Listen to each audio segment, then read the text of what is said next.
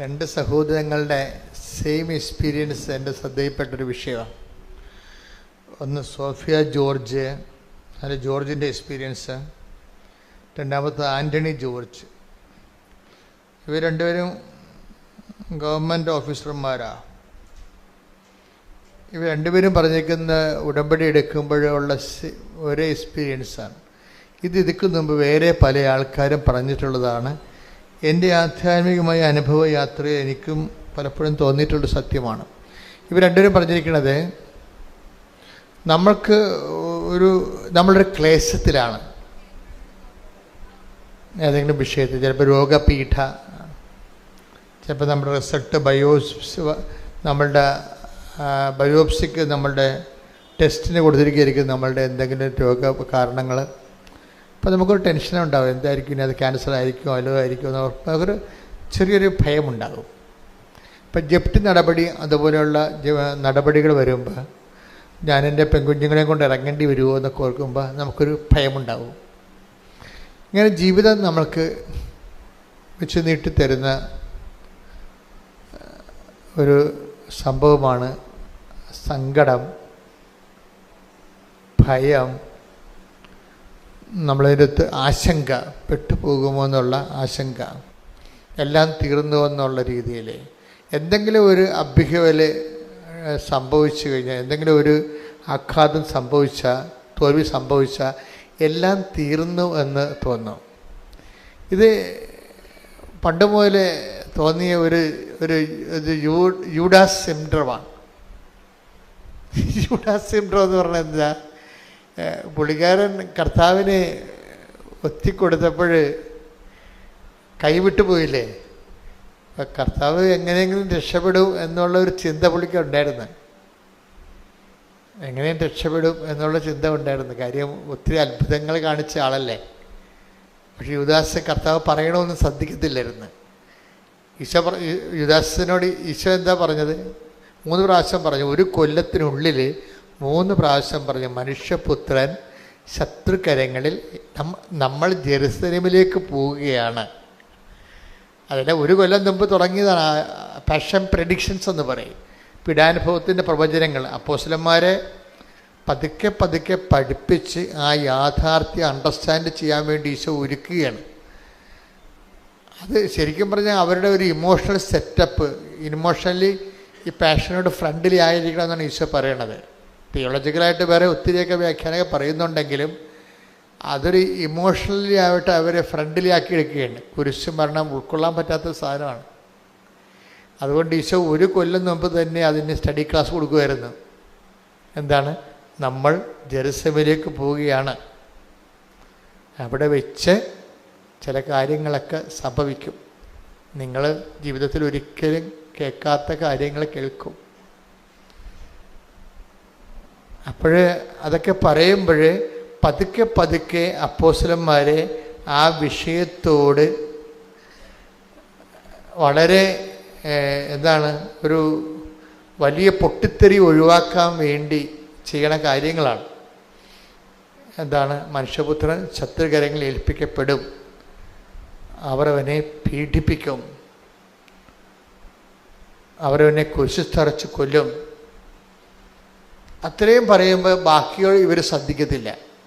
യഥാർത്ഥ കാര്യം പിന്നീട് പറയുന്നുണ്ട് ഈശോ ഏറ്റവും അവസാനം. ഈ ദൈവവചനത്തിൻ്റെ ഒരു പ്രോബ്ലം എന്ന് പറയണത് ഇത് അവസാനം വരെ കേട്ടിരിക്കണം. ഇടയ്ക്ക് വെച്ച് വല്ലതും കേട്ടിട്ട് ചാടി ആത്മഹത്യ ചെയ്യരുത്. എന്താണ് കാര്യം? ഇടയ്ക്ക് വെച്ച് വല്ലതും കേട്ട് ചാടി ആത്മഹത്യ ചെയ്താണ് യൂദാസ് സിൻഡ്രോം എന്ന് പറയണത്. അയാൾ ഈ അവസാനം പറഞ്ഞ് കേട്ടിട്ടില്ല.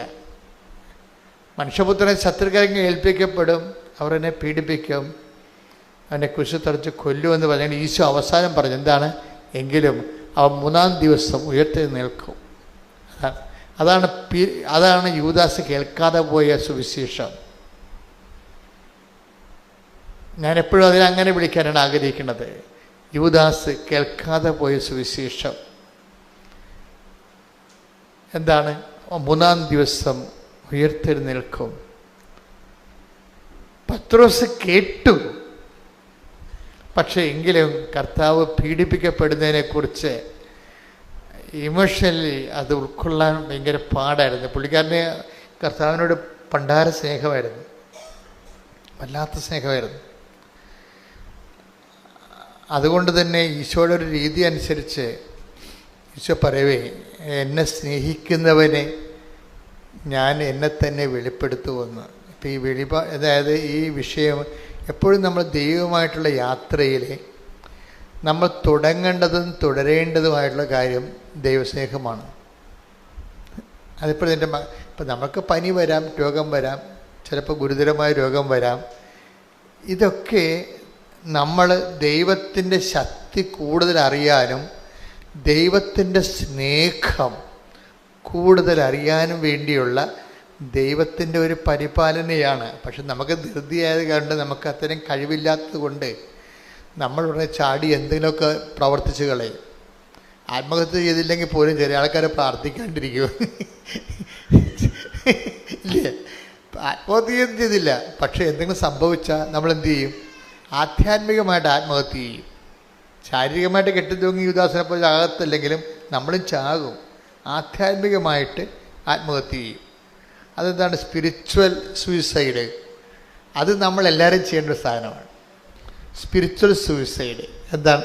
എന്തെങ്കിലും സംഭവിച്ചു കഴിഞ്ഞാൽ അന്നത്തെ സന്ധ്യപ്രാർത്ഥന മുടക്കും. അതാണ് ഇല്ലേ? ഉറപ്പല്ലേ? എന്തെങ്കിലും നമുക്ക് പറ്റാത്ത വിഷമം സംഭവിച്ചു കഴിഞ്ഞാൽ നമ്മളുടനെ കുർബാന മുടക്കും. അതാണ് സ്പിരിച്വൽ സൂയിസൈഡ് എന്ന് പറയുന്നത്. അതും ഫിസിക്കൽ സൂയിസൈഡും തമ്മിൽ വലിയ വ്യത്യാസമൊന്നും ഇല്ല. മറ്റത് സ്പിരിച്വൽ സൂയിസൈഡിന് ഇനിയും തിരിച്ചു വരാനൊക്കെ പറ്റും, ഫിസിക്കൽ സൂയിസൈഡിന് തിരിച്ചു വരാൻ പറ്റത്തില്ല. അപ്പോൾ ഈ രണ്ടും സംഭവിക്കാൻ സാധ്യതയുണ്ടെന്നറിയാം ശിഷ്യന്മാർക്ക്. ഒന്നെങ്കിൽ ഈ ജെറുസലേമിൽ സംഭവിക്കാൻ പോകുന്ന വിഷയങ്ങൾ അവർ ഓൾ ഓൺ എ സഡൻ കേട്ട് കഴിഞ്ഞാൽ രണ്ട് കാര്യം സംഭവിക്കും. ഒന്നെങ്കിൽ സ്പിരിച്വൽ സൂയിസൈഡ് സംഭവിക്കും. അത് പത്രോസിന് അങ്ങനെ സംഭവിച്ചു. കാര്യം കർത്താവ് പത്രോസോട് പറഞ്ഞായിരുന്നു, നിനക്ക് സ്പിരിച്വൽ സൂയിസൈഡ് സംഭവിക്കും, മറ്റവന് ഫിസിക്കൽ സൂയിസൈഡാണ് സംഭവിക്കുന്നത്. അവൻ തട്ടിത്തൂങ്ങി മരിക്കും. കാര്യം അവൻ ഉയർത്തെഴുന്നേൽപ്പിനെ കുറിച്ച് കേട്ടില്ല. അതുകൊണ്ടാണ്. ഉയർത്തെഴുന്നേൽപ്പിനെക്കുറിച്ച് കേട്ടില്ലെങ്കിൽ കുഴപ്പമാണ്. ക്രിസ്തുവിനെക്കുറിച്ച് എല്ലാം കേട്ട് അണ്ണന്മാരുടെ കൊണ്ട് കുഴപ്പം അതാണല്ല. ക്രിസ്തു സാമൂഹ്യ പരിഷ്കർത്താവാണ് എന്നൊക്കെ പറയുന്നില്ല. അതൊക്കെ വിവരക്കേട്, ബോധമില്ലാത്തവന് പുറമേ അകലെ നിന്നുകൊണ്ട് ക്രിസ്തുവിനെ മനസ്സിലാക്കാൻ ഉള്ള ഒരു വൃഥാശ്രമങ്ങളാണ്. ക്രിസ്തു സാമൂഹ്യ പരിഷ്കർത്താവായിട്ട് മന്നത്ത് പരമാനെ പോലെ വന്ന ആളല്ല, ശ്രീനാരായണ ഗുരുവിനെ പോലെ വന്ന ആളല്ല. അവനിതിനെ വിഷയത്തെക്കുറിച്ചൊക്കെ വ്യക്തതയുണ്ട്. ആ 142 സങ്കീർത്തനം വായിച്ചേ. 142 സങ്കീർത്തനം 4-ാം തിരുവചനം. വലതുവശത്തേക്ക് നോക്കി ഞാൻ കാത്തിരിക്കുന്നു. വലതുവശത്തേക്ക് നോക്കി ഞാൻ കാത്തിരിക്കുന്നു. എന്നാൽ ആരും എന്നെ ശ്രദ്ധിക്കുന്നില്ല. ഒരു രക്ഷാകേന്ദ്രവും എനിക്ക് അവശേഷിക്കുന്നില്ല. ആരും എന്നെ പരിഗണിക്കുന്നുമില്ല. അപ്പൊ ഇതിനാണ് ഈ ഓടി ഒളിക്കാൻ ഇടയില്ലെന്ന് പറയണത്. ഇട ഉണ്ടെങ്കിൽ ഓടി ഒളിക്കുമെന്നുള്ള തെറ്റിദ്ധാരണ എൻ്റെ അടുത്ത് വരും. അങ്ങനെയല്ല, ഈശോ വ്യക്തമായ രീതിയിൽ പറഞ്ഞിട്ടുണ്ട്. എന്തിനാണ്? ഈ നിമിഷത്തിന് വേണ്ടിയാണ് ഞാൻ ഇതിലേക്ക് വന്നത്. 12:27 വായിച്ചു. യോഹന്നാൻ 12:27 വായിച്ച്. ശ്രുതികട്ടെ. ഹല്ലേലൂയ, ഹല്ലേലൂയ, ഹല്ലേലൂയ, ഹല്ലേലൂയ. യോഹന്നാൻ 12:27. പിതാവേ, ഈ മണിക്കൂറിൽ നിന്ന് എന്നെ രക്ഷിക്കണമേ. അല്ല, ഇതിനു വേണ്ടിയാണല്ലോ ഈ മണിക്കൂറിലേക്ക് ഞാൻ വന്നത്. അപ്പൊ മരണത്തെ കർത്താവ് മനുഷ്യന്റെ പാപത്തിന് വേണ്ടിയുള്ള പരിഹാര ബലിയെ ഒഴിവാക്കാൻ പറ്റത്തില്ല. അതാണ് 12:27 പറയുന്നത്. ഓടിയൊളിക്കാനൊന്നും പറ്റത്തില്ല. ഇടവില്ലെന്ന് പറഞ്ഞിട്ട് കാര്യമില്ല. ഇട ഉണ്ടായാലും ഓടിയൊളിക്കാൻ പറ്റത്തില്ല. എന്താ കാര്യം? ഈ മണിക്കൂറിന് വേണ്ടിയാണല്ലോ ഞാൻ. ഒന്നൊരു വായിച്ചേ. ശ്രുതികട്ടെ. ഹല്ലേലൂയ, ഹല്ലേലൂയ. ഇതിനു വേണ്ടിയാണല്ലോ ഈ മണിക്കൂറിലേക്ക് ഞാൻ വന്നത്. പിതാവേ, അതിൻ്റെ അർത്ഥം ബാക്കി എന്താണെന്ന് അറിയാം. പിതാവേ, അങ്ങേ പുത്രനെ മഹത്വപ്പെടുത്തണമേ. അപ്പോൾ അവിടെ സ്വർഗത്തിൽ നിന്ന് സ്വരമുണ്ടായി, ഇതാ ഞാൻ മഹത്വപ്പെടുത്തുന്നു, ഇനിയും മഹത്വപ്പെടുത്തും. അപ്പം ഇനിയും മഹത്വപ്പെടുത്തും എന്നുള്ളതാണ് റിസറക്ഷൻ എന്ന് പറയണത്, പുനരുദ്ധാനം. Take the bed of God. ശ്രദ്ധിക്കട്ടെ. ഹല്ലേലൂയ ഹല്ലേലൂയ ഹല്ലേലൂയ. യോഹന്നാൻ 12:28. യോഹന്നാൻ 12:28. പിതാവേ പിതാവേ അങ്ങയുടെ നാമത്തെ മഹത്വപ്പെടുത്തണമേ. അപ്പോൾ സ്വർഗത്തിൽ നിന്ന് ഒരു സ്വരമുണ്ടായി, ഞാൻ മഹത്വപ്പെടുത്തിയിരിക്കുന്നു, ഇനിയും മഹത്വപ്പെടുത്തും. അപ്പൊ ഇനിയും മഹത്വപ്പെടുത്തും എന്നുള്ളതാണ് കർത്താവിൻ്റെ തിരുവുദ്ധാനത്തെക്കുറിച്ചുള്ള പ്രവചനമാണത്. അപ്പ ഈശ്വരനെ ഉയർത്തെഴുന്നേൽപ്പിക്കുമെന്ന് പറയണതാണ്. നീ പാപത്തിന് പരിഹാരം ചെയ്തുകൊണ്ട് എൻ്റെ തിരുമനസ് നിറവേറ്റുമ്പോൾ ഞാൻ നിന്നെ ഇനിയും മഹത്വപ്പെടുത്തും. അത് അപ്പയുടെ വാഗ്ദാനമാണ്. അപ്പ ഈശോയ്ക്ക് നൽകുന്ന വാഗ്ദാന പ്രകാരമാണ് ഈശോയെ ഉയർത്തെഴുന്നേൽപ്പിക്കുന്നത്. ഇതാണ് സുവിശേഷമെന്ന് പറയണത്. ആ ഈശോ മരിച്ചു എന്നുള്ളതല്ല സുവിശേഷം, ഈശോ ഉയർത്തെഴുന്നേറ്റു എന്നുള്ളതാണ് സുവിശേഷം. ഈ സുവിശേഷമാണ് യൂദാസ് ശ്രദ്ധിക്കാതെ പോയത്. ഇതൊരു കൊല്ലമായിട്ട് പറയണതാണ്. ഒന്നാമത്തെ പാഷൻ പ്രഡിക്ഷൻസ് എടുത്ത് ശ്രദ്ധിക്കട്ടെ. ഹല്ലേലൂയ ഹല്ലേലൂയ ഹല്ലേലൂയ ഹല്ലേലൂയ. മത്തായി 16:21. മത്തായി 16:21. അപ്പോൾ മുതൽ യേശു തനിക്ക് ജെറുസലേമിലേക്ക് പോകേണ്ടിയിരിക്കുന്നുവെന്നും ശ്രേഷ്ഠന്മാരിൽ നിന്നും പ്രധാന പുരോഹിതന്മാരിൽ നിന്നും നിയമജ്ഞരിൽ നിന്നും വളരെയേറെ സഹിക്കേണ്ടി വരുമെന്നും താൻ വധിക്കപ്പെടുമെന്നും എന്നാൽ മൂന്നാം ദിവസം ഉയർപ്പിക്കപ്പെടുമെന്നും ശിഷ്യന്മാരെ അറിയിച്ചു തുടങ്ങി. ഇത് ഒരു വർഷം 3 പ്രാവശ്യം ഈശോ പറയുന്നുണ്ട്. ജെറുസലേമിലേക്കുള്ള യാത്ര ആരംഭിച്ച് ഗലീലയിൽ നിന്നാണ് ജെറുസലേമിലേക്ക് യാത്ര ആരംഭിക്കുന്നത്. ഈ യാത്രാ വട്ടങ്ങളിൽ 3 ഘട്ടങ്ങളിലാണിത് പറയണത്. ഈ പറയുന്നതിൻ്റെ പ്രധാനപ്പെട്ട കാര്യം ശിഷ്യന്മാരെ അവരുടെ ഇമോഷണൽ ആയിട്ട് അവരൊന്ന് ട്രീറ്റ് ചെയ്യുകയാണ്. ഒരു ഇമോഷണൽ ട്രീറ്റ്മെൻറ്റാണ് കൊടുക്കുന്നത്. പ്രവചനങ്ങളാണ് നിറവേറുന്നത്. അതിൻ്റെതായിട്ടുള്ള തിയോളജിക്കൽ ഇംപ്ലിക്കേഷൻസൊക്കെ ഉണ്ടെങ്കിലും പർട്ടിക്കുലറായിട്ട് അവിടെ സംഭവിക്കുന്നത് ഇവർക്കൊരു ഇമോഷണൽ ട്രീറ്റ്മെൻറ്റ് കൊടുക്കുകയാണ്. നിങ്ങളിതിനെ ഉൾക്കൊള്ളാൻ തയ്യാറാകണം. ഇപ്പോൾ കൗൺസിലിംഗ് കൊടുക്കത്തില്ലേ ഡോക്ടർമാർ? ഓപ്പറേഷന് മുമ്പ് ഓപ്പറേഷന് മുമ്പ് രോഗിക്ക് കൗൺസിലിംഗ് കൊടുക്കും അല്ലേ? അതായത് അതിൻ്റെ ഇപ്പം ഒരു മരുന്ന് ഇഞ്ചെക്റ്റ് ചെയ്യാൻ പോണമുമ്പ് തന്നെ അതിൻ്റെ സൈഡ് ഇപ്പം കീമോയ്ക്ക് മുമ്പ് ഒരു കൗൺസിലിംഗ് കൊടുക്കും. എന്താണ്? മുടിയൊക്കെ പോകും, പിന്നെ കുറച്ച് കഴിയുമ്പോൾ വരും എന്നൊക്കെ അവർ പറയും. അത് കൗൺസിലിംഗ് ആണത്. മുടിയൊക്കെ പോകും, പിന്നെ കുറച്ച് കഴിയുമ്പോൾ വരും. ഞാനങ്ങനെ ഒരു സാക്ഷ്യം കേട്ടായിരുന്നു. പക്ഷെ അങ്ങനെ കൊടുത്തെങ്കിൽ അപ്പോൾ അദ്ദേഹം പറയണത് അങ്ങനെ എന്നോട് പറഞ്ഞെങ്കിലും ആൻ്റണി ജോർജ് പറയണത് എനിക്ക് ഉദരത്തിൽ ക്യാൻസറാണ്. ബയോപ്സിക്ക് വന്നപ്പോൾ അത് ക്യാൻസറാണെന്ന് മനസ്സിലാക്കി. ക്യാൻസർ 3ാം സ്റ്റേജിലാണ്. അപ്പോൾ ഡോക്ടർ വിളിച്ച് എനിക്ക് കൗൺസിലിംഗ് തന്നു. എന്താണ്? കീമോ എടുക്കാൻ പോവുകയാണ്, ഇത് 3ാം സ്റ്റേജാണ്, എനിക്ക് വേറെ ഓപ്ഷൻസ് ഇല്ല, മുടിയെല്ലാം പോകും, പിന്നെ തിരിച്ചു വരുമെന്ന് പറഞ്ഞു. തിരിച്ചു വരും. അപ്പോൾ അതൊരു കൗൺസിലിംഗ് ആണ്. എന്ന് വെച്ച് കഴിഞ്ഞാൽ ഇമോഷണലായിട്ട് ഇയാൾ ഇതിനോട് ഒരു അക്സെപ്റ്റബിളായിട്ട് മാറണം. ട്രീറ്റ്മെൻറ്റാണ് ശരിക്കും. ഇതുപോലെ പാഷൻ പ്രിഡിക്ഷൻസ് എന്ന് പറയുന്ന പീഡാനുഭവ പ്രവചനങ്ങൾ.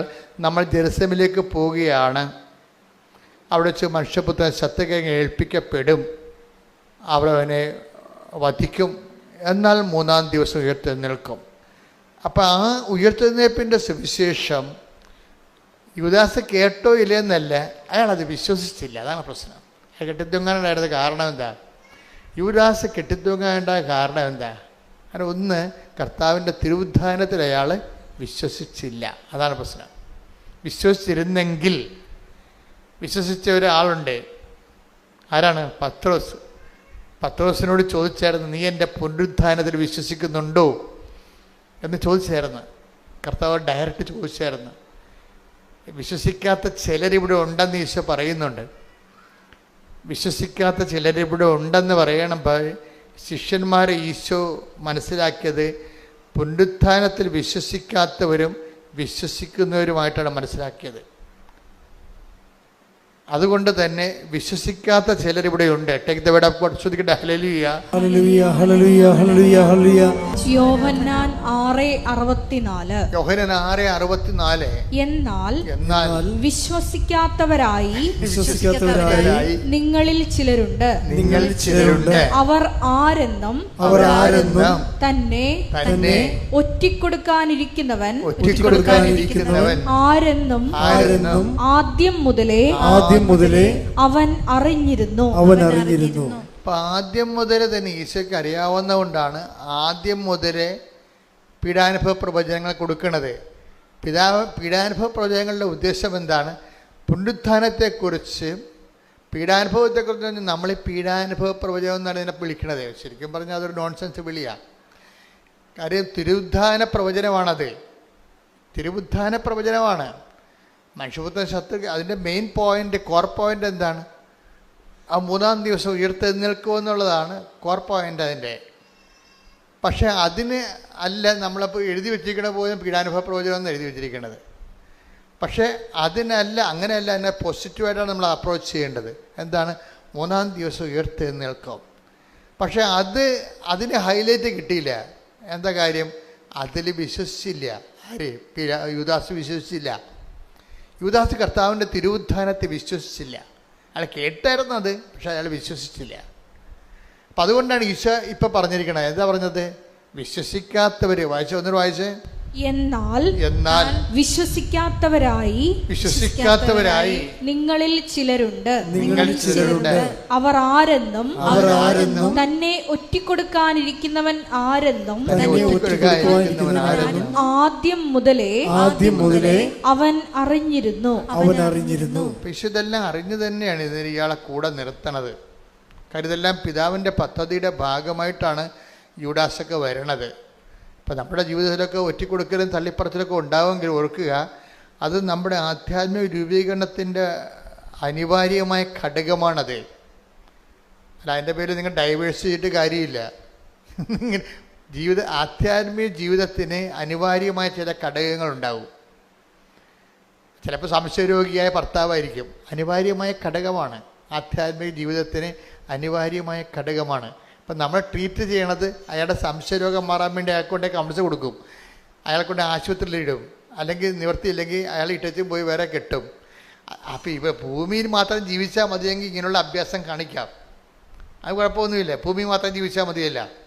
പക്ഷേ എന്നിൽ വിശ്വസിക്കുന്നവൻ മരിച്ചാലും ജീവിക്കും. Take the word of God. ശ്രദ്ധിക്കട്ടെ. ഹല്ലേലൂയ, ഹല്ലേലൂയ, ഹല്ലേലൂയ. യോഹന്നാൻ 11:25. യോഹന്നാൻ 11:25. യേശു അവളോട് പറഞ്ഞു. അതായത് അവളെന്ന് പറയണ അവിടെ ഇവരാണ്, ലാസറിന്റെ പെങ്ങളെ മാർത്തായാണ്. യേശു മാർത്തായോട് പറഞ്ഞു, ഞാനാണ് പുനരുത്ഥാനവും ജീവനും. I am the life and resurrection. ലോകത്തിൽ ആരും പറഞ്ഞിട്ടില്ലേ? സമർത്ഥനായ Caesar, Solomon, Socrates, Pliny, Plato, അങ്ങനെ എന്തുമാത്രം മതസ്ഥാപകർ ഈ ലോകത്തുണ്ട്. ആരും മനുഷ്യരാശിയോട് പറഞ്ഞില്ല I am the life, I am the resurrection എന്ന്. അത് ക്രിസ്തു മാത്രമേ പറഞ്ഞിട്ടുള്ളൂ. അതുകൊണ്ടാണ് ഈ വിശ്വാസം ഇങ്ങനെ നിലനിന്നും കാലത്തെ അതിജീവിച്ച് പോണത്. ആരും പറയാത്ത കാര്യങ്ങളവൻ പറഞ്ഞു. കാര്യം അത് പറയാനുള്ള കഴിവും കപ്പാസിറ്റിയും ദൈവത്തിനടുത്ത ഒരു കപ്പാസിറ്റിയാണത്. എന്ന് പറഞ്ഞ് എന്നിൽ വിശ്വസിക്കുന്നവൻ നിങ്ങളേറ്റ് പറഞ്ഞ് എന്നിൽ വിശ്വസിക്കുന്നവൻ മരിച്ചാലും ജീവിക്കും. അപ്പൊ മരണത്തിന് ശേഷമുള്ളൊരു ജീവിതത്തെക്കുറിച്ച് ആലോചന ഉള്ളത് കൊണ്ടാണ് ആധ്യാത്മിക ജീവിതത്തിലെ അനിവാര്യ ഘടകങ്ങളെ നമ്മൾ അക്സെപ്റ്റ് ചെയ്യണത്. പിടിയിട്ടില്ലേ? ആധ്യാത്മിക ജീവിതത്തിൽ അനിവാര്യ ഘടകങ്ങളുണ്ടാകും. ഇപ്പം നീ എത്ര നല്ല തങ്കപ്പെട്ട ദൈവ പൈതലാണെങ്കിലും നിൻ്റെ മകൻ ചിലപ്പോൾ ലഹരി പദാർത്ഥം അടിപ്പെട്ടു പോകും. അപ്പോൾ ചിലപ്പോൾ നീ എത്ര നല്ല സന്മാതൃക കാണിച്ചാലും ആ സന്മാതൃക ഒന്നും ഉൾക്കൊള്ളണമെന്ന് നിർബന്ധമില്ല. ഉണ്ടോ? അപ്പം നീ തന്നെ ഓർക്ക്, ദൈവമേ ഞാനെന്ത് ദൈവത്തിൻ്റെ മുമ്പിൽ എന്ത് ദൈവഭയത്തോട് ജീവിക്കണമാണ്. അപ്പോൾ അമ്മ തന്നെ മകനോട് ചോദിക്കും, എടാ നീ എൻ്റെ വയറ്റിൽ തന്നെ ജനിച്ചതാണാ എന്ന് ചോദിക്കൂ. എന്താണ് അവരങ്ങനെ ഇവൻ പറയണ പോലെ ചിന്തിക്കണ പോലെ ഒന്നും നമ്മൾ ചിന്തിച്ചിട്ട് കൂടിയില്ല. ഇവന് ഒരു ദൈവഭയവുമില്ല. അതുകൊണ്ടങ്ങനെ ഈ ദൈവഭയമില്ലാത്തൊരു മകൻ നമുക്കുണ്ടെങ്കിൽ തന്നെ ആധ്യാത്മികതയുടെ അനിവാര്യ ഘടകങ്ങളാണത്. അത് ദൈവം അനുവദിക്കുന്നിടത്തോളം കാലം അതവിടെ തുടരാൻ വേണ്ടി നിങ്ങൾക്ക് ദൈവതിരുസന്നിധിയിൽ ദൈവഹിതം പോലെ അക്സെപ്റ്റ് ചെയ്യും നമ്മൾ. അപ്പം നിങ്ങളോർക്ക് ഇതൊക്കെ ശരിയാകുമോ? ഇപ്പം ഞാൻ എന്ത് സംഭവിച്ചത്, ഞാനിപ്പോൾ നിങ്ങളോട് ആദ്യമേ പറഞ്ഞത് എന്താണ്, ഈ രണ്ട് സാക്ഷികളിലെ ആൻ്റണി ജോർജും അതുപോലെ തന്നെ സോഫിയ ജോർജും, ഇപ്പം ഇതിൻ്റെ അകത്ത് ഈ രണ്ടുപേർക്കും ഗുരുതരമായ അസുഖങ്ങളാണ്. ഈ സോഫിയയുടെ ജോർജിനും അതുപോലെ ആൻ്റണി ജോർജിനുമൊക്കെ ഗുരുതരമായ അസുഖങ്ങളാണ്. ഗുരുതരമായ ഒരാളിന് ഡെങ്കു ഫീവറും ഭയങ്കര ഡെലീറിയമായിട്ട് പോയിട്ട് മരണത്തിലേക്ക് നോക്കുന്ന ആളാണ്. അപ്പോൾ ഈ രണ്ട് കക്ഷികളും ഇവിടെ സാക്ഷ്യപ്പെടുത്തിയിരിക്കുന്നത് ഉടമ്പടി കാലത്ത് അവർ പറഞ്ഞു ബൈ നേച്ചർ, അവർ പറയണത് രണ്ടുപേരും 2 ദിവസം പറഞ്ഞതാണ്, സാക്ഷ്യങ്ങളാണ്, ഞാനിപ്പോൾ ഒന്നായിട്ട് പറയണതാണ്. ബൈ നേച്ചർ ഞാൻ നിസ്സാര കാര്യങ്ങളിൽ പോലും വല്ലാത്ത സങ്കടം കാണിക്കുന്ന ആളാണ്, സംഘർഷം കാണിക്കുന്ന ആളാണ്. നിസ്സാര കാര്യങ്ങളെ ഉണ്ടാകത്തുള്ളൂ. ഞാൻ പെട്ടെന്ന് ടെൻഷനാവും, പെട്ടെന്ന് ഭീതിയാവും, എനിക്ക് ഭക്ഷണം കഴിക്കാൻ തോന്നത്തില്ല, ആരോടും മിണ്ടത്തില്ല. അങ്ങനെ ഈ രണ്ട് കക്ഷികളും പറഞ്ഞ ഇതാണ്. പക്ഷെ ഉടമ്പടി എടുത്തു കഴിഞ്ഞപ്പോൾ ഇവർ രണ്ടുപേർക്കും മരണകരമായ രോഗമാണ് പെട്ടിരിക്കുന്നത്. പക്ഷെ ഉടമ്പടി പ്രൊസീജിയറിലോട്ട് പോയി കഴിയുമ്പോൾ ഇവർക്ക് ആന്തരികമായൊരു അഭിഷേകം കിട്ടും. എന്താണ്? ഇപ്പോഴും ഞാൻ പുല്ലിൻ്റെ പുറത്തുകൂടി, ഇപ്പം ജോർജൊക്കെ പറയുന്നത്, ഇപ്പം ഞാൻ പുല്ലിൻ്റെ പുറത്തുകൂടി നടക്കണ പോലെ ഞാനിങ്ങനെ ഫീൽ ഫ്രീ ആണെന്ന്. എന്തിനാണ് പുള്ളി പറയുവേ, എൻ്റെ പഴയ പ്രശ്നത്തിന് മാറ്റമൊന്നും ഇല്ല, ആ പ്രശ്നം അതുപോലെ തന്നെ ഉണ്ട്, പക്ഷേ I don't feel it now. പ്രശ്നങ്ങൾ അങ്ങനെ ഉണ്ട്, അതുപോലെ നിൽക്കുന്നുണ്ടെങ്കിലും എനിക്കിപ്പോൾ അത് ഫീൽ ചെയ്യുന്നില്ല. ഇതിനാണ് ആന്തരിക അഭിഷേകം എന്ന് പറയുന്നത്. അത് ഭയങ്കരമാണ് ശരിക്കും പറഞ്ഞാൽ. ക്രിസ്തീയമായിട്ടുള്ള എല്ലാ അനുഗ്രഹങ്ങളുടെയും ഒരു അടിസ്ഥാന ഘടകം അഭിഷേകമെന്ന് പറയും. അതായത് ദൈവ സ്നേഹം നമ്മൾ നിറഞ്ഞു കഴിയുമ്പോൾ നമ്മൾ സത്യസന്ധമായിട്ടാണ് ഇത് ഫോളോ ചെയ്യണമെന്ന് ദൈവത്തിന് മനസ്സിലായി കഴിഞ്ഞാൽ നമ്മുടെ ആന്തരിക ഇമോഷണലായിട്ടുള്ള ആന്തരിക വൈകാരികമായ മേഖലകളെ ദൈവം അഭിഷേകം ചെയ്യും. നമുക്കത് ഫീൽ ചെയ്യത്തില്ല. നമ്മൾ പോകുന്നത് വളരെ മോശം കണ്ടീഷനിലൂടെയാണെങ്കിലും നമ്മൾക്ക് അത് ഫീൽ ചെയ്യത്തില്ല. ഇത് പ്രാർത്ഥനയിൽ എനിക്ക് തോന്നുന്നത് ആദ്യം നമ്മൾ വാങ്ങിച്ചെടുക്കേണ്ട അനുഗ്രഹം ഇതാണ്. കാര്യം എപ്പോഴും നമ്മൾ ഓർത്തേക്കണം. കാര്യം ഈ ടെൻഷൻ, ഇപ്പോൾ നിങ്ങൾ പ്രസവിക്കാൻ പോണവരാണെങ്കിലും നിങ്ങൾക്ക് ഡെലിവറി ടൈം ആകുമ്പോൾ ഭയങ്കര ഉത്കണ്ഠയാണ്. അപ്പോൾ ഡോക്ടർമാരാണെങ്കിൽ ഇപ്പോഴത്തെ ഒരവസ്ഥ എന്ന് വെച്ചാൽ ഉത്കണ്ഠ ഇല്ലാത്തവനും ഉണ്ടാക്കി തരണ രീതിയാണ് അവർ പറയണത്. കൊച്ചു തിരിഞ്ഞു വരത്തില്ല, കിറാൻ പോവുകയാണ്, ചിലപ്പോൾ കൊച്ചിനെ 1 മാസം കാണാൻ പറ്റത്തില്ല. അവരെല്ലാം നേരത്തെ പറയും. എന്ന് വെച്ച് കഴിഞ്ഞാൽ എന്തെങ്കിലും സംഭവിച്ചാൽ പിന്നെ, അല്ലെങ്കിൽ നിങ്ങൾ പറയത്തില്ലേ ഇവിടെ ഒരു കുഴപ്പമില്ല, ഞാൻ വന്നതാണ്, ഇപ്പം ഞാൻ ഇങ്ങനെ പോയി, ഇയാളാണ് കുഴപ്പമെന്ന് ഡോക്ടറിനെതിരെ കേസ് കൊടുക്കും. അത് കാരണം അവരില്ലാത്തതൊക്കെ നേരത്തെ പറഞ്ഞു പിടിപ്പിക്കും. അപ്പം നമ്മൾക്കെന്താ വരണത്, നമ്മുടെ സംഘർഷം കയറി തലക്ക് വെളിവില്ലാത്ത രീതി നടക്കും. അപ്പോൾ ഇതുപോലെ നമ്മളെ പാസിഫൈ ചെയ്യുന്നതിനുപരി ഇതുപോലെയുള്ള സംഘർഷ സാധ്യതകളുടെ സമയത്ത് നമുക്ക് വേണ്ടത് അഭിഷേകമാണ്. അപ്പം നിങ്ങൾ ഈ ഉടമ്പടിക്കാരത്ത് എപ്പോഴും ശ്രദ്ധിക്കേണ്ടത്, ഉടമ്പടിയിൽ ഒത്തിരിയേറെ ഫോർമുലയുണ്ട്. ഇങ്ങനെ ദൈവമായിട്ട് ഇൻട്രാക്ട് ചെയ്തിരിക്കാൻ സത്യസന്ധമായിട്ട്. പാപവും ഒന്ന് ഒഴിവാക്കിയാൽ മതി, എനിക്കങ്ങനെ തോന്നിയിരിക്കണത്. അല്ലെങ്കിൽ ഉടമ്പടി എടുക്കുന്നവർ വളരെ വൃത്തിയായിട്ടാണ് ജീവിക്കണത്. അപ്പം അതൊന്ന് ആ മേഖല ഒന്ന് ശ്രദ്ധിച്ചാൽ മതി. ശ്രദ്ധിച്ച് കഴിഞ്ഞിട്ട് നിങ്ങളെ പ്രാർത്ഥനയുടെ ടൈമൊന്ന് കൂട്ടിയിരിക്കണം. ഇപ്പം പ്രാർത്ഥനയുടെ ടൈമൊന്ന് കൂട്ടിക്കഴിഞ്ഞാൽ നിങ്ങൾ ആദ്യം പ്രാർത്ഥിക്കേണ്ടത് കൂടുതൽ പ്രാർത്ഥിക്കാൻ വേണ്ടി കൂടുതൽ സമയം ദൈവദിവസത്തിന് ചെലവഴിക്കാൻ വേണ്ടി നിങ്ങൾ പ്രത്യേകം പ്രാർത്ഥിക്കണം. അവിടെ ഉടമ്പടി എടുത്തു എന്നല്ല, ഉടമ്പടി എടുക്കുമ്പോൾ ഒരു നിയോഗം വെക്കേണ്ടത് ഇതാണ്: കുറച്ച് സമയം കർത്താവിൻ്റെ തിരുസന്നിധി. ഇപ്പം ഞാൻ ഈ ദിവസങ്ങളിലൊക്കെ പ്രാർത്ഥിക്കണം എന്താണെന്ന് എനിക്കറിയാവോ, അതായത് ദിവ്യകുർബാന സ്വീകരിച്ച് കഴിഞ്ഞ് എനിക്ക് കുറച്ച് സമയം, ആ സമയം കർത്താവ് എന്നോട് സംസാരിക്കണം, എനിക്ക് കർത്താവിനോട് സംസാരിക്കണം. അതാണ് ഞാൻ ഈ ഒരാഴ്ച മുഴുവൻ പ്രാർത്ഥിച്ചുകൊണ്ടിരുന്നത്.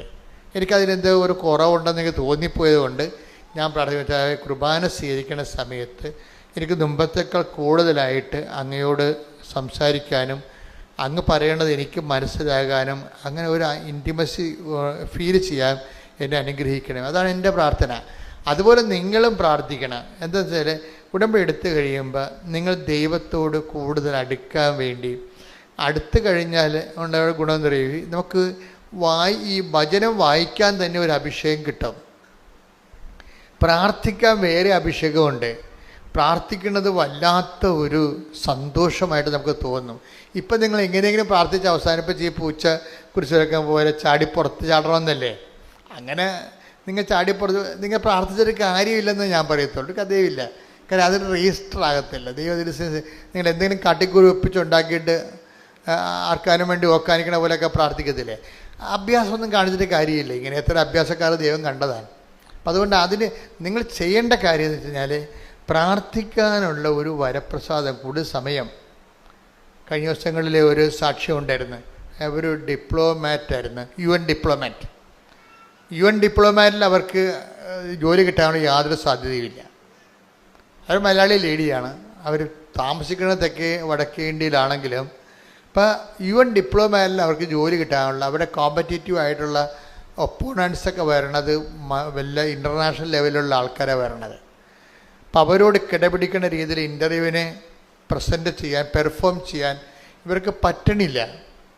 അപ്പോൾ ഇവർ ആ കാര്യം അവളുടെ കഴിവ് കേടുകൾ അവളുടെ അമ്മ ഉടമ്പടി എടുത്തപ്പോൾ ഇവൾക്കൊരു കുഴപ്പമുണ്ട്. കാര്യം ഇവൾക്ക് അമ്മ എപ്പോഴും ഉടമ്പടിയെക്കുറിച്ചൊക്കെ പറയുന്നുണ്ടെങ്കിലും ഇവളത് അമ്മയോട് കുറച്ച് കാര്യമൊക്കെ ഉള്ളത് കാരണം അവൾ ശ്രദ്ധിച്ച് കേൾക്കുമെന്നല്ലാതെ ഒന്നും അനുസരിക്കത്തില്ല, പ്രാർത്ഥിക്കത്തൊന്നുമില്ല. കേൾക്കും, ശരി എന്നൊക്കെ പറയും. അങ്ങനെ അമ്മയുമായിട്ട് ഇടിവെക്കാൻ കഴിയില്ല, അമ്മക്കൊരു വിഷമം ഉണ്ടാക്കാൻ കഴിയില്ല. പക്ഷേ ഇവൾക്ക് വിശ്വസിക്കത്തില്ല. ഇവള് അമ്മ പറഞ്ഞൊക്കെ കേൾക്കും, പക്ഷെ വിശ്വസിക്കത്തില്ല. അങ്ങനെ ഒരു വർഗമുണ്ട് കുറേ പേര്. പറയണമെല്ലാം കേൾക്കും, ഇപ്പം ഞാൻ പറയണേ കേൾക്കും, പക്ഷെ വിശ്വസിക്കത്തില്ല.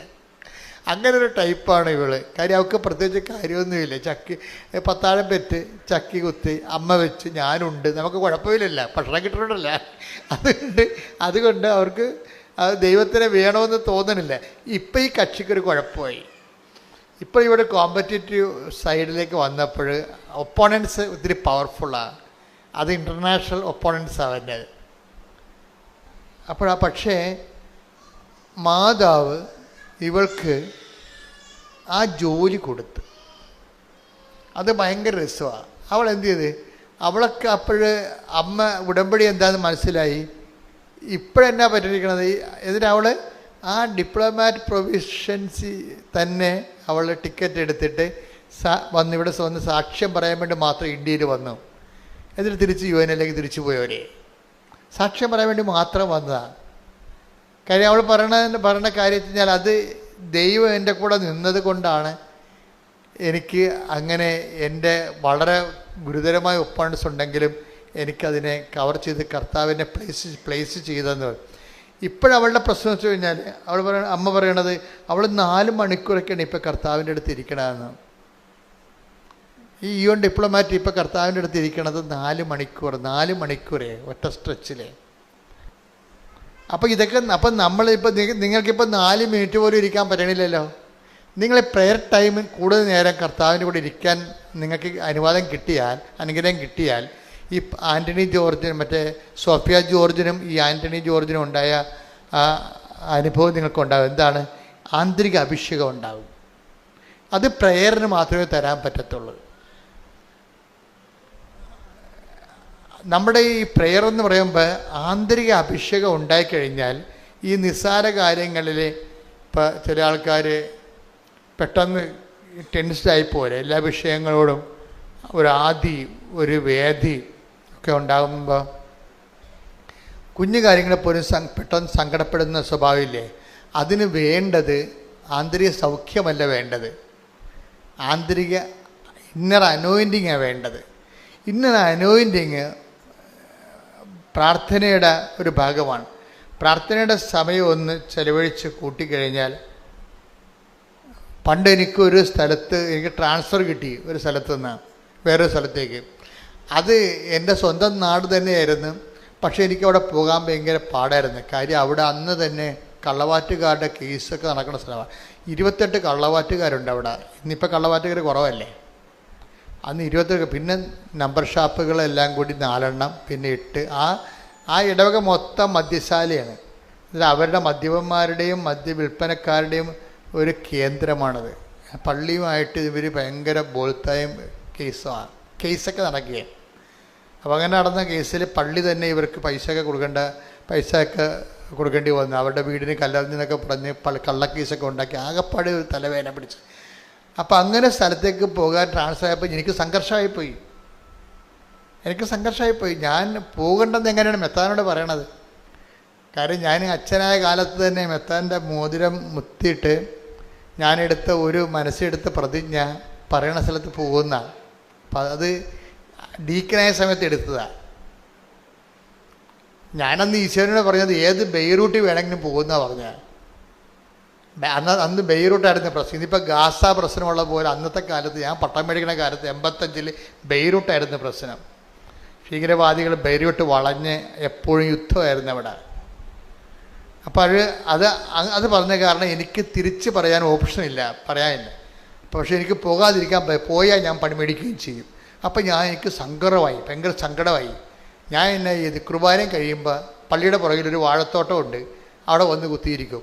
അവിടെ കുറേ ബാത്റൂം കെട്ടിയിട്ടുണ്ട്. ഭയങ്കര മണമാണ് അവിടെ. വേറെ സ്ഥലമില്ല. കാരണം എന്നെ കണ്ട ആൾക്കാർ പ്രാർത്ഥിക്കാൻ വരും. പക്ഷേ എൻ്റെ അവസ്ഥ ആൾക്കാർക്കറിയാമോ. അതുകൊണ്ട് എനിക്കൊരു പ്രശ്നമുണ്ട്. ഞാൻ എന്ത് ചെയ്ത്, ഞാൻ ഈ ജപമാലയും കൊണ്ടുപോയി ഈ വാഴത്തോട്ടത്തിൽ ആ ബാത്റൂംസിൻ്റെ അവിടെ ഇരിക്കും. ഇവിടെ ഉച്ച വരെ അവിടെ ഇരുന്ന് പ്രാർത്ഥിക്കും.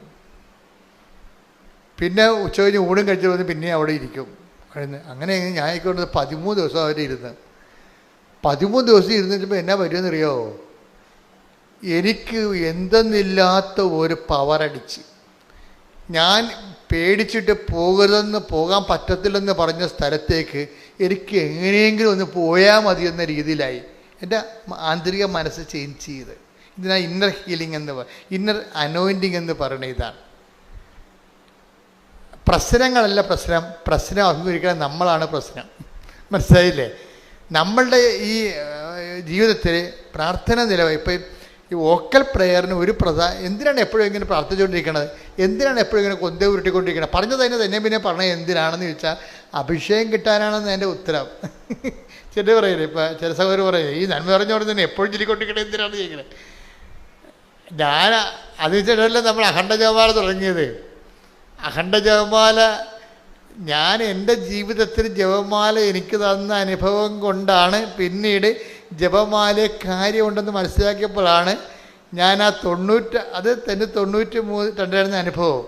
ഞാനിവിടെ 2002 ഇവിടെ ആ അനുഭവം ആൾക്കാർക്ക് പകർന്നു കൊടുക്കാൻ വേണ്ടിയാണ് അഖണ്ഡ ജപമാല ആരംഭിച്ചത്. അഖണ്ഡ ജപമാല ഒരു കൊല്ലം മുഴുവൻ നടത്തി രാത്രിയും പകലും നടത്തിയപ്പോഴാണ് 2004 ഡിസംബർ 7-ാം തീയതി അമ്മ പ്രത്യക്ഷപ്പെട്ടത്. അപ്പോൾ ഈ പ്രത്യക്ഷീകരണമെന്ന് പറയണത് ഒരു പ്രാർത്ഥനയിൽ പ്രത്യക്ഷപ്പെടുകയല്ല ശരിക്കും ചെയ്യണത്, പ്രത്യക്ഷപ്പെടുത്തുകയാണ് ചെയ്യണത്. എപ്പോഴും ഓർത്തേക്കണം. അപ്പോൾ ഉദാഹരണത്തിന് അത് വായിച്ച് അപ്പോസ്തല പ്രവർത്തനങ്ങൾ 10-ാം അധ്യായം 37 മുതലുള്ള തിരുവചനങ്ങൾ. യോഹന്നാൻ പ്രസംഗിച്ച സ്നാനത്തിന് ശേഷം ഗലീലയിൽ ആരംഭിച്ച് യൂദയ മുഴുവനിലും സംഭവിച്ച കാര്യങ്ങൾ നിങ്ങൾക്ക് അറിവുള്ളതാണല്ലോ. നസ്രായനായ യേശുവിനെ പരിശുദ്ധാത്മാവിനാലും ശക്തിയാലും ദൈവം എങ്ങനെ അഭിഷേകം ചെയ്തുവെന്നും അവൻ എപ്രകാരം. ഞാൻ ഇന്നർ ഹീലിംഗ് ഇന്നർ അനോയിന്റിംഗ് എന്ന് പറയണത് എന്താണ്? ഈ പ്രാർത്ഥിക്കുമ്പോൾ 2 സംഭവിക്കും. എന്താണ് ആ വചനം ഏതാണ്? നമ്പർ എത്രയാണ്? 10:38. ഒന്നിനു വായിച്ചേ. നസ്രായനായ യേശുവിനെ പരിശുദ്ധാത്മാവിനാലും ശക്തിയാലും ദൈവം എങ്ങനെ അഭിഷേകം ചെയ്തുവെന്നും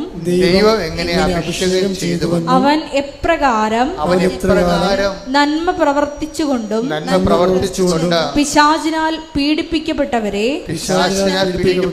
സുഖപ്പെടുത്തിക്കൊണ്ടും ചുറ്റി ചുറ്റി സഞ്ചരിച്ചുവെന്നും സഞ്ചരിച്ചുവെന്നും നിങ്ങൾക്കറിയാം. അപ്പൊ ഇന്നർ അനോയിന്റിംഗ് എന്ന് പറയുന്നത് പരിശുദ്ധാത്മാവിന് ശക്തിയല്ല, അത് പ്രാർത്ഥനയിൽ കിട്ടണതാ.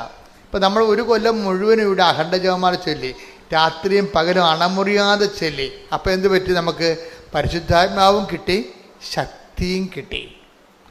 അതിൻ്റെ ഫലമായിട്ടാണ് ആ അഖണ്ഡ ജപമാല കഴിഞ്ഞ് അത് ഒക്ടോബർ മാസം കഴിയുമ്പോൾ ഡിസംബർ മാസത്തിൽ അമ്മ മാതാവിൻ്റെ പ്രത്യക്ഷീകരണം സമയഘടികാരം നെഞ്ചിൽ ചാർത്തിക്കൊണ്ട് നിങ്ങൾക്ക് കൃപാസക്തി വരുമ്പോൾ ഉണ്ടാകുന്ന ഗുണം എന്താണെന്നറിയാവോ?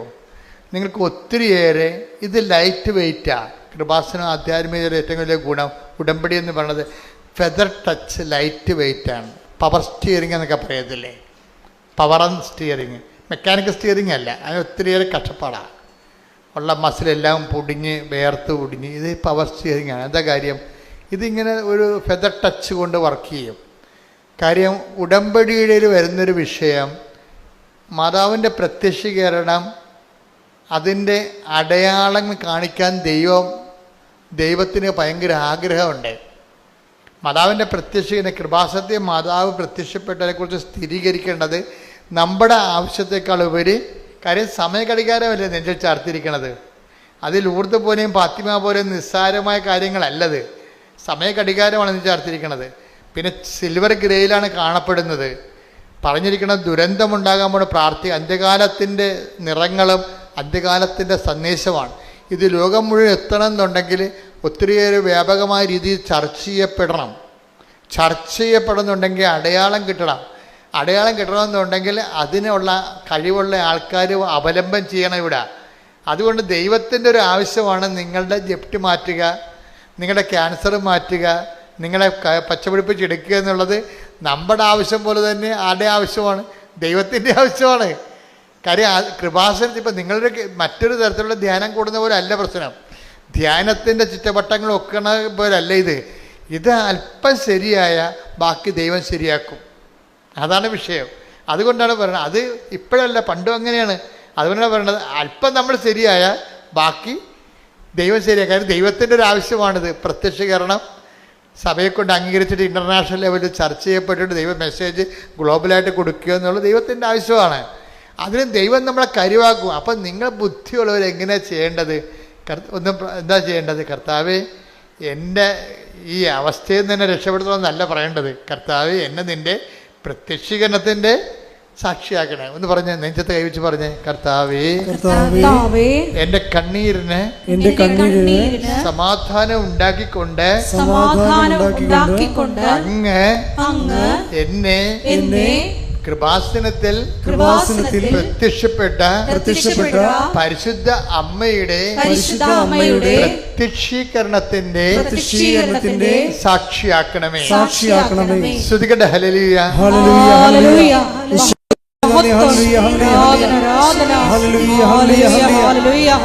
ഉയർപ്പിക്കുകയും മൂന്നാം ദിവസം ഉയർപ്പിക്കുകയും പ്രത്യക്ഷനാക്കുകയും ചെയ്തു.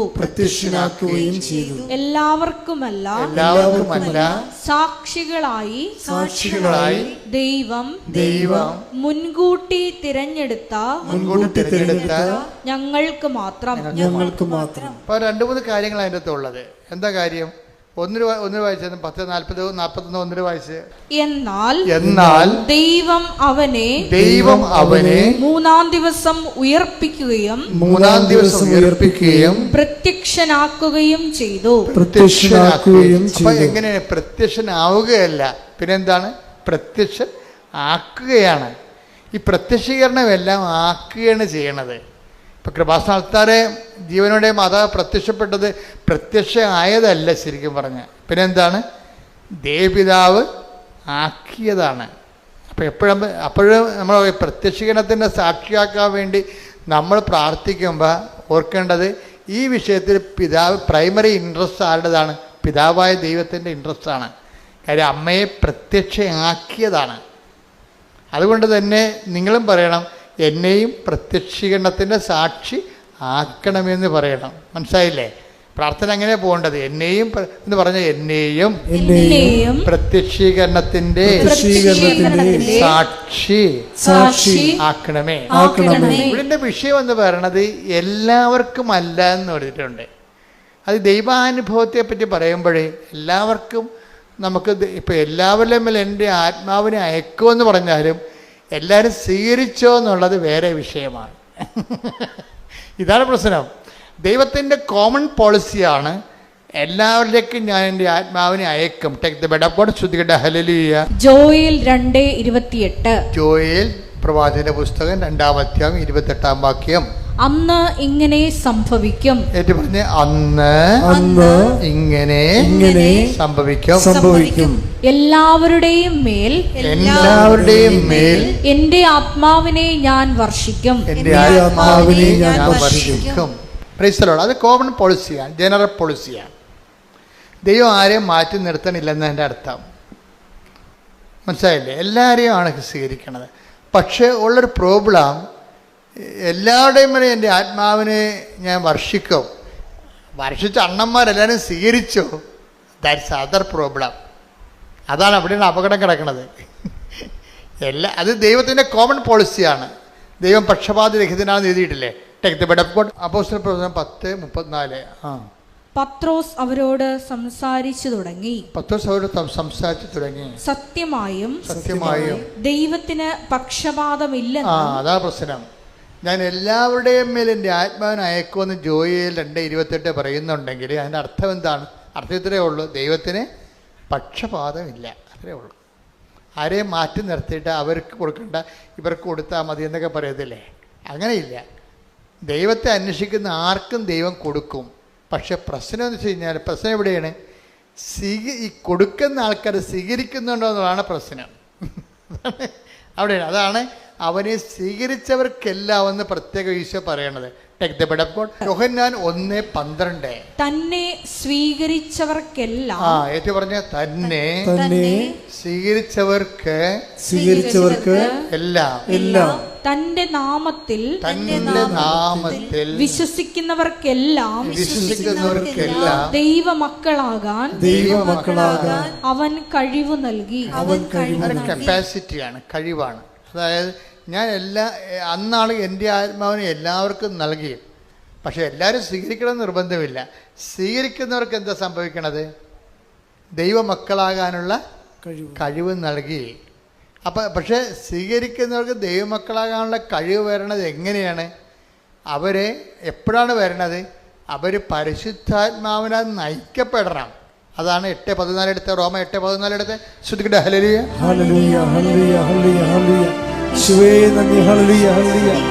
റോമ 8:14. ദൈവാത്മാവിനാൽ നയിക്കപ്പെടുന്നവരെല്ലാം ദൈവത്തിന്റെ പുത്രന്മാരാണ്. ഇപ്പൊ ഈ യോഹന്നാൻ 1:12 റോമ 8:14 തമ്മിൽ ആ ലിങ്ക് എന്താ കാര്യം? സ്വീകരിച്ചവർക്കെല്ലാം ദൈവമക്കളാകാനുള്ള കഴിവ് നൽകി. അപ്പൊ ഈ കഴിവെന്ന് പറഞ്ഞാൽ എന്താ? സ്വീകരിച്ചവർക്കെല്ലാം ദൈവമക്കളായ കഴിവ്. ആ മക്കളുടെ കഴിവ് എങ്ങനെ വരണത്?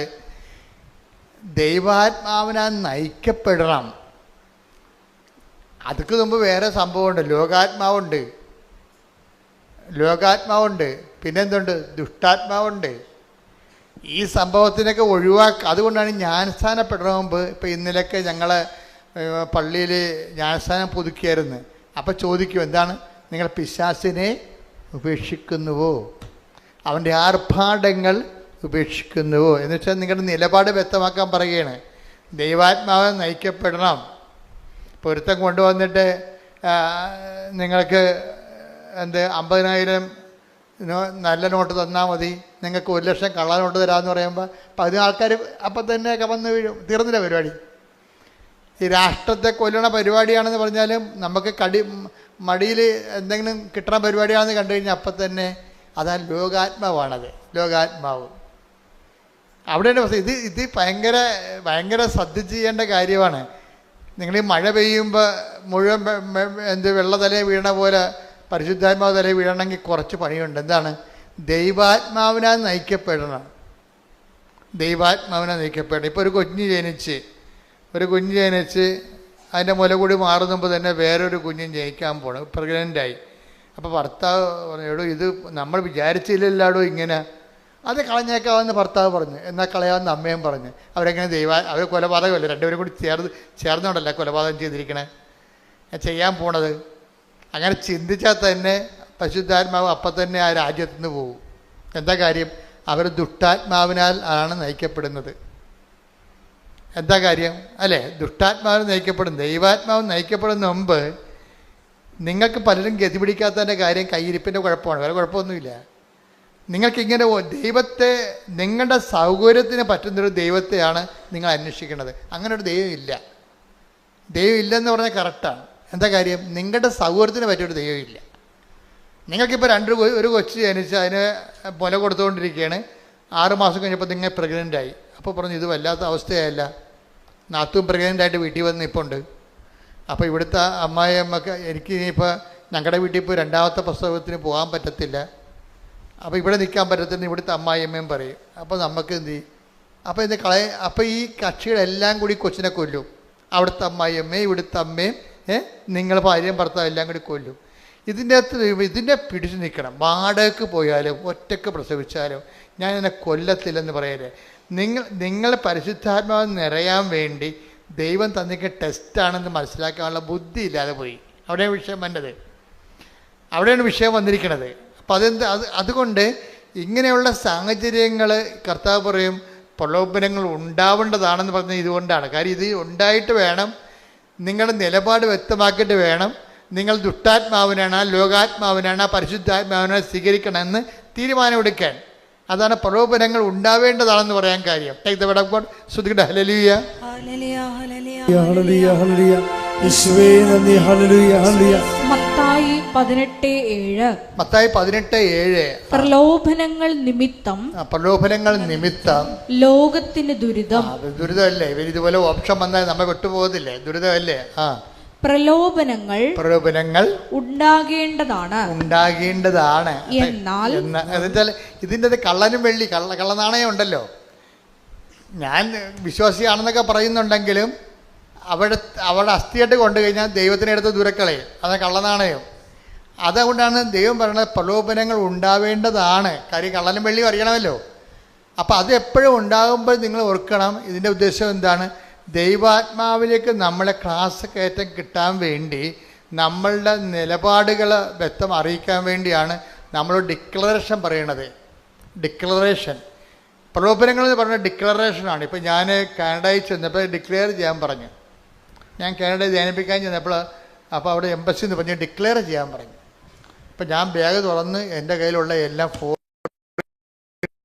നോട്ട് ചെയ്ത് ഇനി ഈ ഡിക്ലെയർ ചെയ്യുന്നതിൻ്റെ ഒരെണ്ണം കൂടുതലുണ്ടായാൽ നമ്മൾ അകത്ത് പോകും.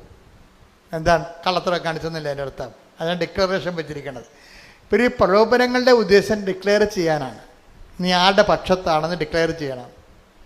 ദൈവത്തിൻ്റെ പക്ഷത്താണോ സാത്താൻ്റെ പക്ഷത്താണോ ലോകത്തിൻ്റെ പക്ഷത്താണോ ഡിക്ലെയർ ചെയ്യണം. അതുകൊണ്ടാണ് പ്രലോഭനങ്ങൾ ഉണ്ടാവേണ്ടതാണെന്ന് ഈശോ പറയണത്. പക്ഷേ മേജറായിട്ടുള്ള പ്രലോഭനങ്ങൾ ഉണ്ടായാൽ നമ്മൾ പെട്ടുപോണ കൊണ്ടാണ് കർത്താവ് പറയണത് പ്രലോഭനങ്ങൾ ഉൾപ്പെടുത്തരുത്.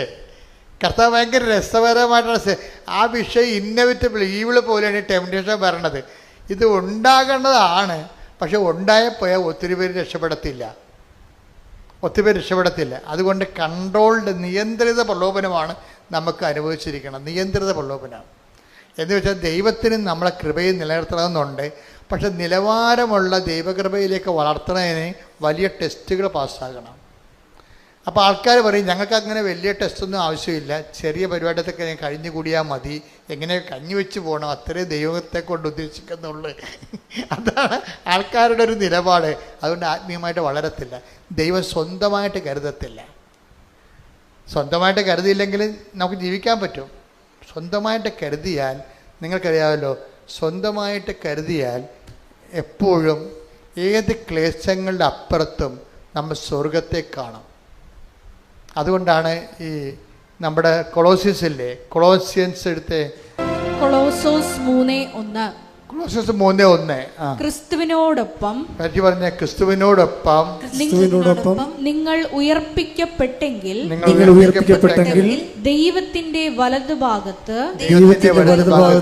ഉപവിഷ്ടനായിരിക്കുന്ന ക്രിസ്തു വസിക്കുന്ന ഉന്നതത്തിലുള്ളവയെ അന്വേഷിക്കുവിൻ.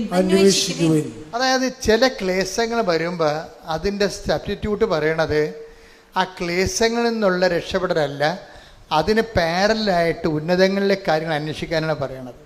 പറഞ്ഞ മനസ്സിലായി? ഇത് നമുക്ക് ഈ ടെക്നിക്ക് മനസ്സിലാകണം. ആധ്യാത്മിക ജീവിതത്തിൽ ചില ക്ലേശങ്ങൾ അപ്രതിരോധ്യവും നമുക്ക് ഒഴിവാക്കാൻ പറ്റാതെ ഇന്നവിറ്റബിൾ ആയിരിക്കും, ഒഴിവാക്കാൻ പറ്റാത്തതാണ്. ഒഴിവാക്കാൻ പറ്റാത്ത വിഷയങ്ങൾക്ക് എന്ത് ചെയ്യണം? ഉന്നതങ്ങളിൽ അതിൻ്റെ മറുപടി നമുക്ക് കിട്ടുന്നത് ഉന്നതങ്ങളിൽ നിന്ന്, നിത്യതയിൽ നിന്നാണ് ലഭിക്കുന്നത്. അതാണ് ഈശോ അതായത് തിരുവുദ്ധാനം നൽകുന്നത് മനുഷ്യൻ്റെ ഭൗമികമായ എല്ലാ കഷ്ടനഷ്ടങ്ങളും ക്ലേശങ്ങളിലും ചില ആൾക്കാർ ടെമ്പറലായിട്ട് ചില ക്ലേശങ്ങൾ ദാറ്റ് ക്യാൻ ബി ഷിഫ്റ്റഡ്. ചില ക്ലേശങ്ങൾ മാറ്റാൻ പറ്റും, ചിലത് ഇന്നവിറ്റബിൾ ഈവിളാണ്, മാറ്റാനേ പറ്റത്തില്ല. ഈ മാറ്റാൻ പറ്റാത്ത കേസിന് എന്ത് ചെയ്യണമെന്ന് പറയണത് അത് നിത്യതയിൽ വരവ് വെക്കാൻ പറഞ്ഞിരിക്കുകയാണ്. കാര്യം എന്താണ്? അതിന് നമുക്ക് മാർഗമില്ല. അത് നിങ്ങളെ കർത്താവിൻ്റെ തിരുവുദ്ധാനത്തിൻ്റെ കൂടെ കൂട്ടി വെക്കണമെന്നാണ്. മനസ്സിലായില്ലേ? ഇപ്പോൾ ഓട്ടിസം വന്ന കുഞ്ഞുങ്ങളെ ഇപ്പോൾ ഞാനിവിടെ വരുമ്പോൾ ഞാൻ ഓർക്കുകയെ എനിക്ക് സങ്കടം വരും. ഓട്ടിസം കുഞ്ഞുങ്ങളെ 10 കുഞ്ഞുങ്ങളെ കൊണ്ടുവന്ന ഒരു കുഞ്ഞെ സുഖപ്പെട്ട് ഞാൻ കണ്ടിട്ടുണ്ട്. സുഖപ്പെടുന്നുണ്ട് കുഞ്ഞുങ്ങളെ, 10ൽ 1 വരുന്നുള്ളൂ. അപ്പം ഞാൻ പ്രാർത്ഥിക്കണ 10ൽ 10 വരാനാണ്. കാര്യം അത് കുരിശ് മരണമാണ്. ആ ഓട്ടിസം വന്ന കുഞ്ഞിനെയും കൊണ്ട് ജീവിക്കണമെന്ന് പറഞ്ഞാലേ അവിടെ കൈയും കാലും നമ്മൾ കഴുകേണ്ടി വരും. അത്രയ്ക്ക് ജീവിതമാണ്, അത്രയും കഷ്ടപ്പെട്ട ജീവിതമാണ്. അപ്പോൾ എനിക്കാണെങ്കിൽ ഓട്ടിസം ബാധിച്ച കുഞ്ഞുങ്ങളെ കൊണ്ടുമ്പോൾ ആ മാതാപിതാക്കന്മാരെയാണ് ഞാൻ എപ്പോഴും മാതാവിൻ്റെ അടുത്ത് കൊടുക്കണത്. കുഞ്ഞിനെ അല്ല ഞാൻ പ്രാർത്ഥിക്കണത്. കർത്താവ് ഇത് മാറ്റാൻ പറ്റത്തില്ലെങ്കിൽ, ഈശോ പറഞ്ഞില്ലേ, സാധ്യമെങ്കിൽ പിതാവേ ഈ പാനപാത്രം എന്നെ കടന്നു പോകത്തില്ലേ, അല്ലെങ്കിൽ പിന്നെ എന്താണ്? അങ്ങയുടെ ഇഷ്ടം നിറവേറട്ടെ. അതാണ് വിഷയം. അതിന് അടുത്ത സെക്കൻഡ് ഓപ്ഷൻ ഉണ്ട്. ചില കാര്യങ്ങൾ മാറ്റാൻ പറ്റത്തില്ലെങ്കിൽ പിന്നെയുള്ളത് എന്താണ്? ദൈവഹിതം നിറവേറട്ടെ. അപ്പോൾ ദൈവഹിതം നിറവേറുമ്പോൾ ഒരു ഗുണമുണ്ടാവും. എന്താ സംഭവം? അവനെ ശക്തിപ്പെടുത്താനൊരു മാലാഖ വരും. അതാണ് ഈശോയ്ക്ക് കിട്ടിയ ഓപ്ഷൻ. എന്താ വെച്ചാൽ നമുക്കിപ്പോൾ ദൈവഹിതമായിട്ട് ഇപ്പോൾ നിങ്ങൾക്ക് മാറ്റാൻ പറ്റാത്ത ഇന്നവിറ്റബിൾ ഈബിളായിട്ടുള്ള ഒരു സങ്കടം മാറ്റാൻ പറ്റണില്ല എന്ന് വിചാരിച്ചോ? രോഗമാകാം, വേറെ എന്തുമാകാം. ചിലപ്പോൾ ഒരു നാശം പിടിച്ച അയൽവാസിയാകാം. അറിയാമല്ലോ, നാശം പിടിച്ച അയൽവാസികൾ നമുക്ക് ചിലർ എൻ്റെ അച്ഛ ഒരു തിരുവഞ്ചരിച്ച അച്ഛ ഏതെങ്കിലും ഈ നരകത്തിൽ നിന്ന് പോട്ടെ, ഈ രാജ്യം വിട്ട് എവിടെയെങ്കിലും ഇപ്പോൾ താമസിക്കട്ടെ, അവർ നമ്മളെ പൊറുപ്പിക്കത്തില്ല അച്ഛ എന്ന് പറയും. അപ്പോൾ ഞാൻ പ്രാർത്ഥിച്ച് നോക്കിയിട്ട് പറയും, മോളെ പോകാൻ പറ്റത്തെന്ന് തോന്നുന്നില്ല എന്ന് പറയും. കാര്യം ഇതിനേക്കാൾ വലിയ പിടിച്ചതിനേക്കാൾ വലുത് അളയിരിപ്പുണ്ട്, നീ ചെല്ലുന്ന സ്ഥലത്ത് ഇതിനേക്കാൾ വലിയ പണ്ടാരം വരുന്നുണ്ട്, നീയാണ് പ്രശ്നം, അവരല്ല പ്രശ്നം എന്ന് പറയും. എന്താ കാര്യം? ഇതിന് അവനെ ശക്തിപ്പെടുത്താൻ ഗെത്സെമനിൽ വായിച്ച് അവനെ ശക്തിപ്പെടുത്താൻ ലൂക്ക 22:42-43. ലൂക്ക 22:42. പിതാവേ അങ്ങേക്ക് ഇഷ്ടമെങ്കിൽ ഈ പാനപാത്രം എന്നിൽ നിന്ന് അകറ്റണമേ. എങ്കിലും എന്റെ ഹിതമല്ല അവിടുത്തെ ഹിതം നിറവേറട്ടെ. അപ്പോൾ അവനെ ശക്തിപ്പെടുത്താൻ സ്വർഗത്തിൽ നിന്ന് ഒരു ദൂതൻ പ്രത്യക്ഷപ്പെട്ടു. അപ്പൊ ഇതാണ് ശക്തിപ്പെടുത്തുക. അപ്പൊ 10ൽ 9 കാര്യവും നമുക്ക് ഷിഫ്റ്റ് ചെയ്യാൻ നടക്കും. ഒരു കാര്യം ചിലപ്പോൾ നടക്കത്തില്ല. അതാണ് ഇന്നോവേറ്റീവ് ഈബിൾ എന്ന് പറയണത്. അതെന്താണ്? അങ്ങേക്ക് ഇഷ്ടമെങ്കിൽ പാത്രം എടുത്ത് മാറ്റാം, അല്ലെങ്കിൽ എൻ്റെ ഇഷ്ടമല്ല അങ്ങയുടെ ഇഷ്ടം നിറവേറ്റം പറയുമ്പോഴെന്താ പറയണത്? അവനെ ശക്തിപ്പെടുത്താനൊരു മാലാഖ. പ്രാർത്ഥന അതാണ് സംഭവിക്കേണ്ടത്. നമുക്ക് മാറ്റപ്പെടാൻ പറ്റാത്ത ഒരു സാധനമാണെങ്കിൽ അതിന് ശക്തി ലഭിക്കാനുള്ള സാധ്യതയുണ്ട്. മനസ്സിലായ അച്ഛൻ പറയണത്? മാറ്റപ്പെടാൻ പറ്റാത്ത ഒരു വിഷയമാണെങ്കിൽ ഇപ്പം നിങ്ങളുടെ അയൽവാസി തന്നെ അങ്ങോട്ട് നോക്കിയ കേസ് കൊടുക്കുന്ന പാർട്ടിയായിരിക്കും. ചിലപ്പോൾ നമ്മൾ നോക്കത്തില്ല. പിന്നെ വല്ല ഇലയും നമ്മൾ പറന്ന് വീണ അവർ പറയും അത് നിങ്ങളെ കൊണ്ടുവന്ന് ഇട്ടതാണെന്ന് പറയും. നമ്മളവിടെ നിന്ന് വല്ല കൃപാസനത്തിലോ വല്ലതും പോവുകയാണെങ്കിൽ അവിടെ വന്ന് നമ്മുടെ ചിരവ എടുത്തിട്ട് അവർ പോകും. ജീവിക്കാൻ പറ്റത്തില്ല. നമ്മുടെ പശുവിനേക്ക് അവർ അഴിച്ചു വിടും, കിണറ്റിൽ കൊണ്ടൊന്ന് മാലിന്യം വിടും. അപ്പം അങ്ങനെയൊക്കെ വരുമ്പോൾ നമ്മളോട് എവിടെ നിന്നെങ്കിലും പോയാൽ മതിയെന്ന്. പക്ഷെ പോയി കഴിഞ്ഞാൽ ഇതിനേക്കുള്ള ഗതികേടാണ് ഇനിയത്തുള്ള അവസ്ഥ. കാരണം നമ്മുടെ ഈ 3 സെൻറ്റ് സ്ഥലവും ഈ പെരയും വിറ്റാൽ കിട്ടുന്ന കാശ് കൊണ്ട് ഇനിയൊരു വീടും സ്ഥലവും മേടിക്കാൻ പറ്റത്തില്ല. അതാണ് പ്രശ്നം, അതാണ് അതിൻ്റെ അകത്ത് വിഷയം. അപ്പം അങ്ങനെ വരുമ്പോൾ പിന്നെ എന്ത് ചെയ്യും? ഇത് മാറുന്നില്ല, മാറാത്തൊരു തിന്മയല്ലേ, ഇതിനെന്ത് ചെയ്യും? അപ്പം നിങ്ങൾ പ്രാർത്ഥിക്കണം അയൽവാസിക്ക് ഇടിവെട്ട് കൊള്ളണമെന്നല്ല പ്രാർത്ഥിക്കേണ്ടത്.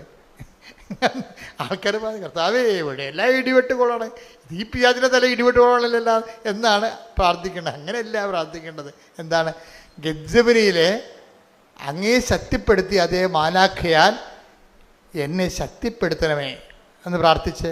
ഗെത്സമനയിൽ അങ്ങേ ശക്തിപ്പെടുത്തിയ അതേ ദൈവശക്തിയാൽ എന്നെ അഭിഷേകം ചെയ്യണമേ.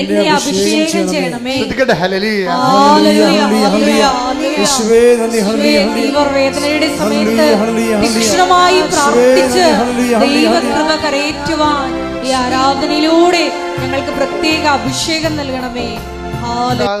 കളർ വ്യത്യാസങ്ങൾ, കാലാവസ്ഥാ ഭേദങ്ങൾ, അതിനെ സുവിശേഷ വിഹിതമായി എങ്ങനെ സമീപിക്കണം, എങ്ങനെ ആത്മാവിൽ അഭിഷേകം പ്രാപിക്കണം എന്നൊക്കെയാണ് ഇപ്പോൾ പരിശുദ്ധാത്മാവ് കർത്താവിൻ്റെ തിരുവുദ്ധാനത്തിൻ്റെ ഫലങ്ങളുടെ ഭാഗമായിട്ട് പറഞ്ഞുകൊണ്ടിരിക്കുന്നത്. ഇപ്പോൾ ഇതിൻ്റെ വിഷയം നമ്മൾ തുടങ്ങി എങ്ങനെയാണ്?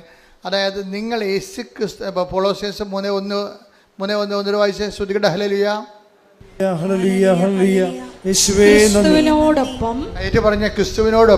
ക്രിസ്തുവിനോടൊപ്പം നിങ്ങൾ ഉയർപ്പിക്കപ്പെട്ടെങ്കിൽ ദൈവത്തിന്റെ വലതുഭാഗത്ത് ഉപവിഷ്ടനായിരിക്കുന്ന ക്രിസ്തു വസിക്കുന്ന ഉന്നതത്തിലുള്ളവയെ അന്വേഷിക്കുവിൻ. എന്തെങ്കിലും ഒരു വിഷയം ഇവിടെ നമുക്ക് പരിഹാരം കാണുന്നില്ല എന്ന് കണ്ടാൽ പിന്നെ എന്ത് ചെയ്യണം? കർത്താവിൻ്റെ തിരുവുദ്ധാനത്തിൻ്റെ കൂടെ ഇത് കാഴ്ചവെച്ചിട്ട് എനിക്ക് എൻ്റെ നിത്യബഹുമതിക്ക് വേണ്ടി ഞാനിത് കാഴ്ചവെക്കണമെന്ന് പറയണം. പിടിയിട്ടില്ല. അത് സ്റ്റീഫൻ അങ്ങനെ ചെയ്തത്. സ്റ്റീഫനെ ആദ്യത്തെ രക്തസാക്ഷി ആരാണ്? സ്റ്റീഫൻ എസ്തപ്പാനോസ് അല്ലേ? എസ്തപ്പാനോസിന് ഇതുപോലെ ചുറ്റും നിന്ന് കർത്താവിനെ പ്രഘോഷിച്ചതിൻ്റെ പേരിൽ ചുറ്റും നിന്ന് കല്ലെറിയുകയും. അപ്പോൾ എസ്തപ്പാൻ ഇതാണ് ചെയ്തത്. എസ്തപ്പാൻ ചെയ്തത് കണ്ടു പഠിച്ചതിലാണ് ഈ പൗലോസ് അന്ന് അവിടെ സാവൂളായിട്ട് നിൽപ്പുണ്ടായിരുന്നത്. അന്ന് എസ്തപ്പാനെ കൊന്നതിൻ്റെ കൂട്ടത്തിൽ ഒരു സാക്ഷികൾ ഉടുപ്പ് ഉരുവെച്ചത് ഈ സാവൂളിൻ്റെ അടുത്താണ്. അപ്പോൾ എസ്തപ്പാൻ എല്ലാവരും എസ്തപ്പാനെ ഇങ്ങനെ ആൾക്കാർ കല്ലെറിഞ്ഞ് കൊല്ലണ സമയത്ത് എസ്തപ്പാൻ മേലോട്ട് നോക്കിയായിരുന്നു. മേലോട്ട് നോക്കിയപ്പോൾ ഇപ്പോൾ എസ്തപ്പാൻ സ്വരത്തെ വിളിച്ച് പറഞ്ഞായിരുന്നു, കല്യാണം പടപടാന്ന് വന്ന് കൂടണത്, തല പൊട്ടിക്കൊണ്ടിരിക്കുകയാണ്, മരിച്ചുകൊണ്ടിരിക്കുകയാണ്. അപ്പോൾ എസ്തപ്പാൻ മേലോട്ട് നോക്കിയപ്പോൾ പറഞ്ഞ് സ്വർഗം തുറന്നിരിക്കണ ഞാൻ കാണുന്നുണ്ട്, പിതാവിൻ്റെ വലത് ഭാഗത്ത് മനുഷ്യപുത്രൻ ഇരിക്കണമെന്ന്. എന്നിട്ട് പറയും യേശുവേ എന്ന് പറഞ്ഞിട്ട് തിരുവുദ്ധാനം ചെയ്ത് യേശുവിനെ സ്വർഗത്തിൽ എസ്തപ്പാൻ കാണും. പറയും യേശുവേ ഈ തെറ്റുകൾ, ഇവർക്ക് കാര്യങ്ങൾ അറിയാൻ പാടില്ല, എന്നെ കൊല്ലണത്, അത് ഇവരുടെ മേൽ ചുമത്തരുത് എന്ന് പറഞ്ഞ് ഇവർക്ക് വേണ്ടി പ്രാർത്ഥിക്കും. അത് ഈ സാവുള് കേൾക്കും. ആ വാഹാകെന്ന് വായിച്ചേ, അപ്പോസ്തല പ്രവർത്തനം 7:55. എന്നാൽ അവൻ പരിശുദ്ധാത്മാവിനാൽ നിറഞ്ഞ് സ്വർഗത്തിലേക്ക് നോക്കി ദൈവത്തിന്റെ മഹത്വം ദർശിച്ചു. അതാണ് സ്റ്റീഫനെ കല്ലെറിഞ്ഞപ്പോഴ് അവൻ്റെ തല പൊട്ടി തലച്ചോർ ചിതറണ സമയത്ത് അവനവരെ തന്തയ്ക്ക് വിളിക്കുകയും തെരുവിളിക്കുകയല്ല ചെയ്തത്. സാവുൾ എന്ന് പറയുന്ന പൗലോസ് അപ്പോസ്തലൻ്റെ ആദ്യ വേർഷൻ പുള്ളിയുടെ ഗൃഹസ്ഥാശ്രമ കാലത്ത് സംഭവിച്ചതാണ്. അപ്പോഴും സാക്ഷികൾ വായിച്ച് 7:58 അവർ അവനെ നഗരത്തിന് പുറത്താക്കി കല്ലെറിഞ്ഞു. സ്റ്റീഫനെ നഗരത്തിന് പുറത്താക്കി കല്ലെറിഞ്ഞു. സാക്ഷികൾ തങ്ങളുടെ കല്ലെറിയാൻ നേരത്തെ ആചാരം അനുസരിച്ച് അവരുടെ വസ്ത്രങ്ങൾ മാറ്റിയിട്ട് അവര് കല്ലെറിയാൻ വേണ്ടി പോവുകയാണ്. ആ സാക്ഷികൾ തങ്ങളുടെ വസ്ത്രങ്ങൾ തങ്ങളുടെ വസ്ത്രങ്ങൾ സാവൂൾ എന്ന ഒരു യുവാവിന്റെ കാൽക്കൽ അഴിച്ചു വെച്ചു. ഈ സാവൂളാണ് പൗലോസ് അപ്പോസ്തലൻ. അങ്ങനെ അന്ന് കൊല്ലണ കൂട്ടത്തിൽ കൂടിയ ആളാണ്. ഈ സാവൂളിൻ്റെ കാൽക്കൽ സാക്ഷികൾ വസ്ത്രങ്ങൾ അഴിച്ചു വെച്ചു. അപ്പം സാവൂൾ കണ്ട കാഴ്ചയാണ് എന്താണ്? സ്റ്റീഫൻ മേലോട്ട് നോക്കണ കണ്ടായിരുന്നു. എന്നിട്ട് ആരെ കണ്ട്? എന്നിട്ട് ശിവൻ പറഞ്ഞു, സ്വർഗം തുറന്നിരിക്കണ കാണുന്നുണ്ട്, പിതാവിൻ്റെ വലതുഭാഗത്ത് ഞാൻ സ്നേഹിക്കുന്ന, എനിക്ക് എന്നെ വീണ്ടെടുത്ത കർത്താവ് ഉയർത്തുന്നേറ്റ് അവൻ്റെ കൂടെ വസിക്കുന്നു എന്ന് പറയും. കർത്താവേ, ഈ തെറ്റ്, ഇവർ കാണിക്കുന്ന കാര്യങ്ങൾ, എൻ്റെ കൊലപാതകം പോലും ഇവരുടെ മേൽ അങ്ങ് ചിന്തരുത്. അങ്ങ് കുറിച്ചൊക്കെ കിടന്ന് പ്രാർത്ഥിച്ചപ്പോൾ ഞാൻ പ്രാർത്ഥിക്കുകയാണ്, ഈ തെറ്റുകൾ ഇവരുടെ മേൽ ചിന്തരുത് എന്ന് പറയും. അപ്പം അന്ന് അത് കേട്ട്, അത് ആരാണ് കേട്ടത്? സാവൂളാണ് കേട്ടത്. സാവൂൾ അന്നും ഒരു സംഭ്രമമായിപ്പോയി. കാര്യം സാവൂൾ ഒരിക്കലും കേൾക്കാത്തൊരു സംഭവമാണ്. കൊല്ലുന്നവൻ, കൊല്ലപ്പെടുന്നവൻ ഇര വേട്ടക്കാരന് വേണ്ടി പ്രാർത്ഥിക്കണേ. എന്തൊരു കഥയാണ്! അതാണ് ക്രിസ്ത്യാനിറ്റി എന്ന് പറയണത്. ഇര വേട്ടക്കാരന് വേണ്ടി പ്രാർത്ഥിക്കുന്ന സാവൂള്, സ്റ്റീഫൻ തന്നെ കൊല്ലുന്നവർക്ക് വേണ്ടി പ്രാർത്ഥിക്കലാണ് കാണുന്നത്. ഈ കാര്യങ്ങൾ ചിന്തിച്ച് അന്നും പോലെ തന്നെ സാവൂളിനെ ഇടറാൻ തുടങ്ങിയതാണ്. സാവൂൾ ഇടറിയത് സ്റ്റീഫൻ്റെ കൊലപാതകത്തിലാണ് ഇടറിയത്. അപ്പോഴും ഇവനെ കണ്ട യേശു ആരാണ് എന്ന് അന്ന് മുതൽ സാവൂൾ അന്വേഷിക്കുന്നുണ്ട്. ഇവനെ കണ്ട യേശു ആരാണ് എന്ന് സാവൂൾ ആലോചിക്കുന്നുണ്ട്. അങ്ങനെ ആലോചിച്ച് പോണ സമയത്താണ് ടക്ക് എന്നൊരു മിന്നൽ പിണർ വീണിട്ട് സാവൂൾ നിലത്തിലൂടെ പറയും, നീ പീഡിപ്പിക്കുന്ന ഈശോ ആണ് ഞാൻ എന്ന് പറയും. എന്ന് വെച്ചാൽ എൻ്റെ അർത്ഥം, നീ പീഡിപ്പിക്കുന്നതല്ല, നീ അന്വേഷിക്കുന്ന ആളാണ് ഞാൻ. നീ ഇപ്പം പീഡിപ്പിക്കുന്നു, പക്ഷേ എന്നാലും നീ എന്നെ അന്വേഷിക്കുന്നുണ്ട്. സ്റ്റീഫൻ്റെ അന്ത്യമായ യാത്രയിൽ അവൻ നിലപാടെടുത്തില്ലേ? അവൻ ശത്രുക്കൾക്ക് വേണ്ടി പ്രാർത്ഥിച്ചുകൊണ്ട് തന്നെ പീഡിപ്പിക്കുന്നവരെ ആശീർവദിച്ച സുവിശേഷത്തിൻ്റെ ശക്തി സ്റ്റീഫൻ കാണിച്ചില്ലേ? അന്ന് മുതൽ സാവൂൾ, നീ എന്നെ അന്വേഷിക്കുകയായിരുന്നു. നീ പീഡിപ്പിക്കുന്ന യേശു എന്നതിനേക്കാളുപരി അന്ന് സാവൂൾ തർജ്ജമ ചെയ്ത് മനസ്സിലാക്കിയത്, നീ അന്വേഷിക്കുന്ന യേശുവാണ് ഞാനെന്നാണ്. നീ അന്വേഷിക്കുന്ന യേശുവിനെ തന്നെയാണ് അവൻ സ്വർഗത്തിലേക്ക് നോക്കിയത്. അതുകൊണ്ടാണ് സാവൂൾ പിന്നീട് പറയണത്, കൊളോസ്യ ലേഖനം എഴുതുമ്പോഴേ തൻ്റെ അനുഭവങ്ങളാണ് പറയണത്. എന്താണ്? നിങ്ങൾ ക്രിസ്തുവിനോടുകൂടി ഉയർപ്പിക്കപ്പെട്ടെങ്കിൽ, പറഞ്ഞേ, നിങ്ങൾ ക്രിസ്തുവിനോടുകൂടെ ഉയർപ്പിക്കപ്പെട്ടെങ്കിൽ ഉന്നതങ്ങളിലെ കാര്യങ്ങൾ അന്വേഷിക്കുവേൻ. ഉന്നതങ്ങളിലെ കാര്യങ്ങൾ അന്വേഷിക്കുവേൻ. അപ്പൊ നമ്മൾ ഈ വചനം കേൾക്കുന്നതിന്റെ ഉദ്ദേശം എന്താ? ചിലർ പള്ളിയിൽ നിന്ന് മാറാതെ നടക്കുന്നതിന്റെ ഉദ്ദേശം എന്താണ്? ഉന്നതങ്ങളിലെ കാര്യങ്ങൾ അന്വേഷിക്കാനാണ്. അതാണ് വിഷയം. എന്തെങ്കിലും ക്ലേശങ്ങൾ ഉണ്ടാകുമ്പോൾ നമുക്ക് അടിസ്ഥാന ഘടകം എന്താണ്? നമ്മളെ വീണ്ടെടുക്കാനുള്ള ഉന്നതങ്ങളിലെ കാര്യങ്ങളാണ്. ഉടമ്പടിയും അന്വേഷിക്കണത് എന്താണ്? ഉന്നതങ്ങളിലെ കാര്യങ്ങളാണ്. എന്നുവെച്ചാൽ ഈ വിഷയത്തെക്കുറിച്ച് ദൈവിക നിലപാട് എന്താണ്? ഇത് മാറ്റാൻ പറ്റുന്നതാണെങ്കിൽ അവർക്ക് വീഞ്ഞില്ല എന്ന് പറഞ്ഞപ്പോഴേ വായ്പ വാങ്ങിക്കാനും വാടകയ്ക്ക് എടുക്കാനും കഴിവുണ്ടായിട്ട് പോലും കർത്താവ് അത് കണക്കാക്കാതെ വെള്ളം വീഞ്ഞാക്കി കൊടുത്തെങ്കിലേ നിൻ്റെ എല്ലാ വിഷയങ്ങൾക്കും പരിഹാരമുണ്ട്. നിൻ്റെ വിഷയങ്ങൾക്ക് എന്തിനെങ്കിലും പരിഹാരമില്ലെങ്കിൽ അത് നീ അന്വേഷിക്കേണ്ടത് തിരുവുത്ഥാനത്തിൽ കൃപയായി ആർജിക്കാൻ വേണ്ടി ദൈവത്തിൻ്റെ കുറിച്ച് സന്തോഷം സ്വീകരിച്ചുകൊണ്ട് ഉയർത്തുന്നതിൻ്റെ കർത്താവിനെ നോക്കിക്കൊണ്ട് വേണം നീ മുന്നോട്ട് നടക്കാൻ. കൈയടിച്ച് ശ്രദ്ധിക്കട്ടെ. ദിവ്യകാരുണ്യത്തിന് ആരാധനയും സ്തുതിയും പുകഴ്ചയും ഉണ്ടായിരിക്കട്ടെ. പരിശുദ്ധ പരമ ദിവ്യകാരുണ്യത്തിന് ആരാധനയും സ്തുതിയും പുകഴ്ചയും ഉണ്ടായിരിക്കട്ടെ. അപ്പൊ ഉന്നതങ്ങളിലെ കാര്യങ്ങളായാലും ഭൂമിയിലെ കാര്യങ്ങളായാലും കാര്യങ്ങളുടെ സമ്മർദ്ദങ്ങൾ വരുമ്പോഴേ നമ്മൾ അന്വേഷിക്കേണ്ടത് ക്രിസ്തുവിനെയാണ്. നീ പീഡിപ്പിക്കുന്ന യേശുവാണ് ഞാനെന്നാണെങ്കിലും അത് പൗലോസ്, അത് സാവൂള് തർജ്ജമ ചെയ്തത് എന്താണ്? നീ അന്വേഷിക്കുന്ന യേശുവാണ് ഞാനെന്ന്. നീ അന്വേഷിക്കുന്ന യേശുവാണ്. എല്ലാ വിഷയങ്ങളിലും, ഇപ്പം നിൻ്റെ ജപ്തി നടപടിയാണ്, നിൻ്റെ ക്യാൻസർ ആകാം, എല്ലാ നടപടികളിലും നീ എന്തന്വേഷിക്കണം? ക്യാൻസറിന് സൗഖ്യമാണ് നമ്മൾ എമർജൻസിയായിട്ട് അന്വേഷിക്കേണ്ടത്. പക്ഷെ അതിൻ്റെ കൂടെ സമാന്തരമായിട്ട് അന്വേഷിക്കേണ്ടത്, അതിലൂടെ നീ യേശുവിനെയും അന്വേഷിക്കണം. പിടിയിട്ടില്ലേ? ദൈവം നമ്മളെ യേശുവിനെ അന്വേഷിക്കാൻ വേണ്ടിയാണ് നമ്മുടെ ഈ ഭൂമിയും ഭൂമിയുടെ സാഹചര്യങ്ങളും ദൈവം ഒരു പ്രത്യേക രീതി ക്രമീകരിച്ചിരിക്കുന്നത്. നമ്മൾ യേശുവിനെ കണ്ടെത്താൻ വേണ്ടി കൂടിയാണ്. അപ്പം നിങ്ങൾ ഒരു സ്വരം കേട്ടാലും നിങ്ങൾ ചോദിക്കണം.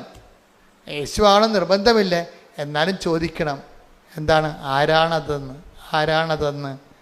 ഒരു അനുഭവം ഉണ്ടായാലും, ഒരു സ്വരത്തിൻ്റെ അനുഭവം ഉണ്ടായാലും, ബൈബിളിൻ്റെ ഒരു രീതി അതാണ്.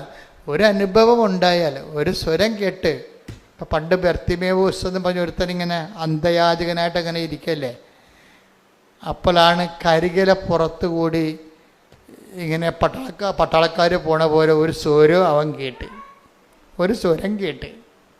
കരികിലാണല്ലോ നിറച്ച് വഴിയിൽ, എൻ്റെ പുറത്തുകൂടി ഇവങ്ങനെ കയറി ആൾക്കാർ നടന്ന്, കുറേ ആൾക്കാരുണ്ട് യേശുവിൻ്റെ കൂടെ. അപ്പം ഇങ്ങനെ കരികിലയുടെ സ്വരം ഇവൻ കേൾക്കുന്നുള്ളൂ. ആ കരികിലയുടെ സ്വരം കേൾക്കുമ്പോൾ അങ്ങനെ എത്ര സ്വരം എപ്പോഴും കേൾക്കണേ. പക്ഷെ അങ്ങനെയല്ല, അവൻ ചോദിക്കും ആരാണ് ഈ പോകുന്നതെന്ന്. എല്ലാ അനുഭവങ്ങളും ക്രിസ്തുവിനെ ചോദിക്കണം, ആരാണ് ഈ കടന്നു പോകുന്നത്. Take the bed of God, ശ്രുതികട ഹല്ലേലൂയ. നമുക്ക് പല ദുരിതാനുഭവങ്ങളാണ് ഉണ്ടാകണം. ഇപ്പം ദുരിതാനുഭവങ്ങളല്ല നമ്മൾ കരികില സ്വരമാണ് നമ്മൾ കേൾക്കണത്. അപ്പം നമ്മൾ ചോദിക്കേണ്ടത് ആരാണ് കടന്നു പോകണത്, അതാണ് വിഷയം. ഇപ്പം ജോലിയില്ലാതെ നീ നിൻ്റെ ജീവിതത്തിൽ പോകണം, എത്ര കാലം പോകണം എന്ന് പറയുമ്പോൾ നിൻ്റെ ജീവിതത്തിലൂടെ ഇപ്പോൾ ആരാണ് ഈ ഒരു അവസ്ഥ നിനക്ക് നൽകിക്കൊണ്ട് കടന്നു പോകുന്നത്, ആരാണ്, അതാണ് വിഷയം. എന്നിട്ട് അതിൻ്റെ ഉദ്ദേശം എന്ന് വെച്ച് കഴിഞ്ഞാൽ ഇത് വരച്ചെത്തുമ്പോൾ നമ്മൾ ചെല്ലുമ്പോൾ ക്രിസ്തുവിലെത്തിയിരിക്കും. അതാണ് ദൈവത്തിൻ്റെ ഉദ്ദേശം. നീ ക്രിസ്തുവിനെ സ്വീകരിക്കാൻ വേണ്ടിയുള്ള ദൈവത്തിൻ്റെ സാവകാശങ്ങളാണ് സഹനസമയമായി നമുക്ക് വരേണ്ടത്. ശ്രുതികട ഹല്ലേലൂയ.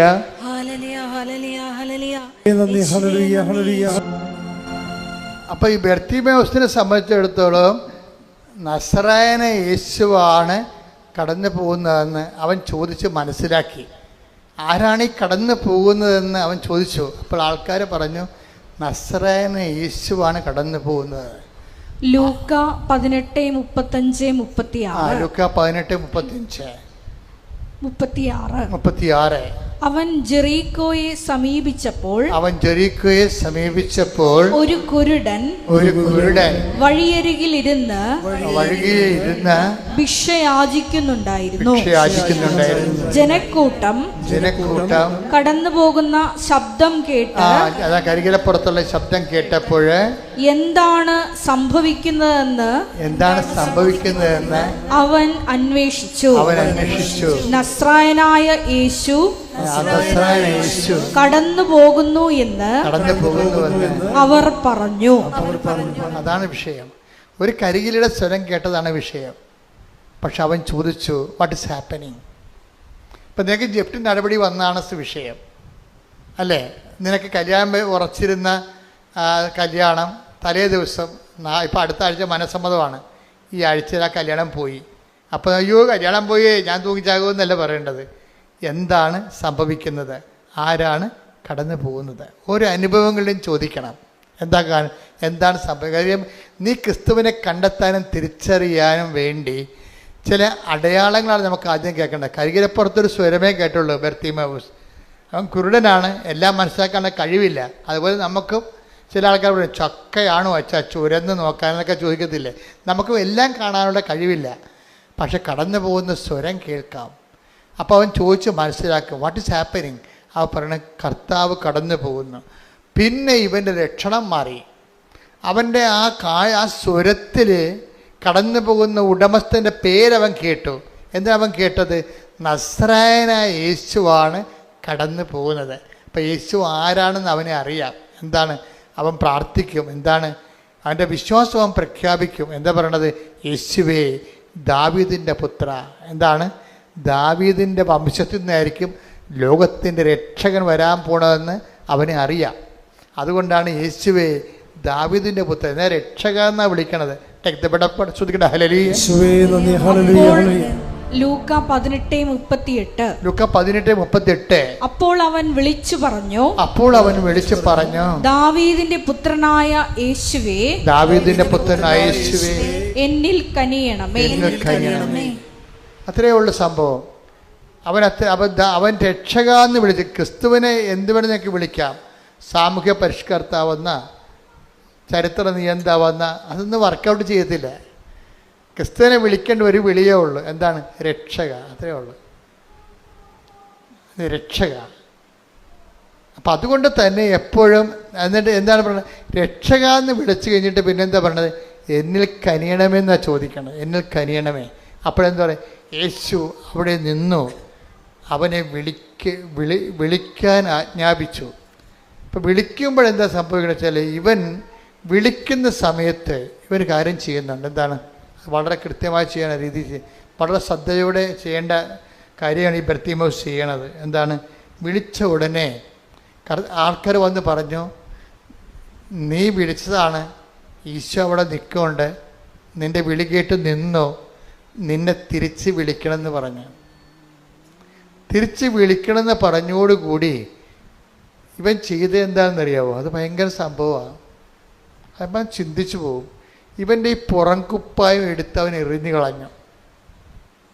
പുറംകുപ്പായം എടുത്ത് എറിഞ്ഞു കളഞ്ഞു. ക്രിസ്തുവിനെ സ്വീകരിക്കാനുള്ള ഏറ്റവും നടപടിക്രമങ്ങളെന്ന്, പുനരുദ്ധാനം ചെയ്ത യേശുവിനെ സ്വീകരിക്കാനുള്ള ഏറ്റവും നല്ല നടപടിക്രമങ്ങളാണ്. കാരണം ഇവൻ്റെ ഈ മുഖത്തിലെ വിയർപ്പും അതുപോലെ തുപ്പലും ഒക്കെ, ഇങ്ങനെയുള്ള കുറേ സംഭവങ്ങളും ഈ പുറംകുപ്പായം കൊണ്ടാണ് ആൾക്കാർ അഡ്ജസ്റ്റ് ചെയ്ത് കളയണത് തുടക്കമൊക്കെ. അപ്പം അതുകൊണ്ട് ഇതത്ര നല്ല തുണിയല്ല, ബാക്ടീരിയയൊക്കെ ഉള്ള പൊല്യൂട്ടഡ് ആയ സംഭവമാണ്. ഈ സാധനം ഇവനെടുത്ത് എറിഞ്ഞ് കളയും. എന്നിട്ടാണ് ഇവൻ ക്ലീനായിട്ട് കർത്താവിൻ്റെ മുമ്പിൽ പോയി നിൽക്കണത്. അപ്പോൾ കർത്താവ് അവനോട് ചോദിക്കുന്ന ഒരു ചോദ്യമുണ്ട്. എന്താണ് ആ ചോദ്യം? എന്താണ്? വായിച്ചേ. യേശു ചോദിച്ചു, ഞാൻ നിനക്ക് വേണ്ടി എന്തു ചെയ്യണമെന്നാണ് നീ ആഗ്രഹിക്കുന്നത്? അതാണ് വിഷയം. ഇപ്പം എല്ലാവർക്കും ഒരു കാര്യമല്ല ചെയ്യണത്. ഇപ്പം നിൻ്റെ ഉടമ്പടിയിൽ നിൻ്റെ നിയോഗമായിരിക്കത്തില്ല നിൻ്റെ അനിയത്തിൻ്റെ നിയോഗം. അപ്പം എപ്പോഴും നമ്മളെ പർട്ടിക്കുലറായിട്ടുള്ള നമ്മുടെ ആവശ്യങ്ങളെ ദൈവം മാനിക്കും എന്നുള്ളതിൻ്റെ സൂചനയാണത്. ആ വചനം എത്രയാണെന്ന് നോക്കിയേ. ശ്രദ്ധിക്കട്ടെ. ഹല്ലേലൂയ. 10:51. ഒന്നിന് വായിച്ചേ. അതായത് മർക്കോസ് 10:51. മർക്കോസ് 10:51. യേശു ചോദിച്ചു, ഞാൻ നിനക്ക് വേണ്ടി എന്തു ചെയ്യണമെന്നാണ് നീ ആഗ്രഹിക്കുന്നത്? ഇതാണ് നമ്മുടെ ഒരു പിടിവള്ളി എന്ന് പറയണത്. നമുക്ക് എന്തും കർത്താവിനോട് ചോദിക്കാവുന്നത് ഈ വചനം വെച്ചാണ്. കാര്യം നിന്റെ അനിയത്തിയുടെ ആവശ്യമായിരിക്കത്തില്ല ചേച്ചിക്കുള്ളത്, ആ ചേച്ചിയുടെ ആവശ്യമായിരിക്കും അമ്മയ്ക്കുള്ളത്, എല്ലാം വ്യത്യസ്തമായിരിക്കും. അതുകൊണ്ടാണ് ചോദിക്കണത്, ഞാൻ നിനക്ക് വേണ്ടി എന്ത് ചെയ്ത് തരണമെന്നാണ് നീ ആഗ്രഹിക്കുന്നത്. അപ്പം നിൻ്റെ ആഗ്രഹം എന്താണെന്നാ അത് ഭയങ്കര ചോദ്യമാണ്. നിങ്ങളൊന്ന് പറഞ്ഞേ. ഞാൻ നിനക്ക് വേണ്ടി എന്ത് ചെയ്ത് തരണമെന്നാണ് നീ ആഗ്രഹിക്കുന്നത്. എൻ്റെ അർത്ഥം വെച്ചാൽ നമ്മുടെ നിയോഗങ്ങളെല്ലാം നിറവേറുമെന്നല്ല എൻ്റെ അർത്ഥം. അതല്ല എൻ്റെ അർത്ഥം. നമ്മുടെ നിയോഗങ്ങളെല്ലാം ഇപ്പം നമ്മുടെ ഏറ്റവും കാതലായ ആവശ്യമാണല്ലോ നമ്മളെ നിയോഗത്തിലിടുന്നത്. അതാണ് കർത്താവ് ചോദിക്കും, ഞാൻ നിനക്ക് വേണ്ടി എന്ത് ചെയ്തു തരണമെന്നാണ് നീ ആഗ്രഹിക്കുന്നത്. എന്ന് വെച്ചാൽ നിൻ്റെ ആഗ്രഹം പോലെ ഞാൻ നിന്നെ സഹായിക്കാം. അതെന്തൊരു സംഭവമാണത്. ഉടമ്പടിയുടെ എല്ലാ വിഷയത്തിൻ്റെ പേരും തീരുമാനം ഉണ്ടാകുന്നത് ഈ ഒരൊറ്റ വചനത്തിലാണ്. എന്താ കാര്യം? ഞാൻ നിനക്ക് വേണ്ടി എന്ത് ചെയ്തു തരണമെന്നാണ് നീ ആഗ്രഹിക്കുന്നത്, അതുപോലെ സഹായിക്കാമെന്ന്. പക്ഷെ ബർത്തിമേവൂസ് ഒന്നൊന്നര ഉരുപ്പടിയാണ്. അവൻ പറയുവേ, എനിക്ക് നിന്നെ കാണണമെന്ന് പറയും. അതാണ് സംഭവം. എനിക്ക് എൻ്റെ ആഗ്രഹം അനുസരിച്ച് കാണിക്കണമല്ല, എനിക്ക് വേണ്ടത് എന്താണ്? I want to see you. എനിക്ക് നിന്നെ കാണണം. അതിനെന്ത് ചെയ്യണം? എനിക്ക് കാഴ്ച തരണം. Take the word up. ശ്രദ്ധിക്കട്ടെ. ഹല്ലേലൂയ. ലൂക്ക 18:41. ലൂക്ക 18:41. അവൻ അടുത്തു വന്നപ്പോൾ യേശു ചോദിച്ചു, ഞാൻ നിനക്ക് വേണ്ടി എന്ത് ചെയ്യണമെന്നാണ് നീ ആഗ്രഹിക്കുന്നത്? അവൻ പറഞ്ഞു, കർത്താവേ, എനിക്ക് കാഴ്ച വീണ്ടും കിട്ടണം. അപ്പൊ പണ്ടുണ്ടായിരുന്നതാണ്, പിന്നെ പോയി. ഇപ്പൊ എന്താവും പറയണത്? ബേസിക്കായിട്ട് അവൻ പറഞ്ഞത് എന്താണ്? എനിക്ക് എന്താഗ്രഹത്തേക്കാൾ വലുതാണ് I want to see you. എനിക്ക് കാഴ്ച കിട്ടിയിട്ട് ആദ്യം കാണാൻ പോണത് ആരെയാണ്? നിന്നെയല്ലേ. അതാണ് വിഷയം. അപ്പോൾ നിങ്ങളെ ഓരോ കാര്യം ഉടമ്പടി എഴുതിയിടുമ്പോഴും ആദ്യത്തെ നിയോഗം എന്തായിരിക്കണം? കർത്താവേ, എനിക്ക് നിന്നെ അറിയണം. ഒന്ന് പറഞ്ഞേ, കർത്താവേ കർത്താവേ എനിക്ക് നിന്നെ അറിയണം, എനിക്ക് നിന്നെ അറിയണം, എനിക്ക് നിന്നെ സ്നേഹിക്കണം, എനിക്ക് നിന്നെ സ്നേഹിക്കണം, നിന്റെ സാക്ഷിയായി ജീവിക്കണം, നിന്റെ സാക്ഷിയായി ജീവിക്കണം, എന്നെ എന്നെ അറിവിന്റെ അനുഭവ തലങ്ങളിലേക്ക് ഉയർത്തണമേ. Praise the Lord. Praise the Lord. ഈ സാക്ഷിയായി ജീവിക്കാമെന്ന് പറഞ്ഞാൽ മാത്രമേ കാര്യം. ഇപ്പം നമ്മൾ 10:41 വായിച്ചില്ലേ, ആർക്കാണ് ദൈവത്തിൻ്റെ അടയാളം കിട്ടണത്? സാക്ഷികൾക്കാണ് കിട്ടണത്. നടപടി പുസ്തകം 10:41 വായിച്ചേ. അപ്പോസ്തല പ്രവർത്തനങ്ങൾ 10:41. എല്ലാവർക്കുമല്ല സാക്ഷികളായി ദൈവം മുൻകൂട്ടി തിരഞ്ഞെടുത്ത ഞങ്ങൾക്ക് മാത്രം. 10:40. എന്നാൽ ദൈവം അവനെ മൂന്നാം ദിവസം ഉയർപ്പിക്കുകയും പ്രത്യക്ഷനാക്കുകയും ചെയ്തു. എല്ലാവർക്കുമല്ല സാക്ഷികളായി ദൈവം മുൻകൂട്ടി തിരഞ്ഞെടുത്ത ഞങ്ങൾക്ക് മാത്രം. ദൈവം ഈ പ്രത്യക്ഷനാക്കുന്നതും അടയാളങ്ങൾ നമുക്ക് നൽകുന്നത് ബേസിക്കായിട്ട് ആർക്കാണ്?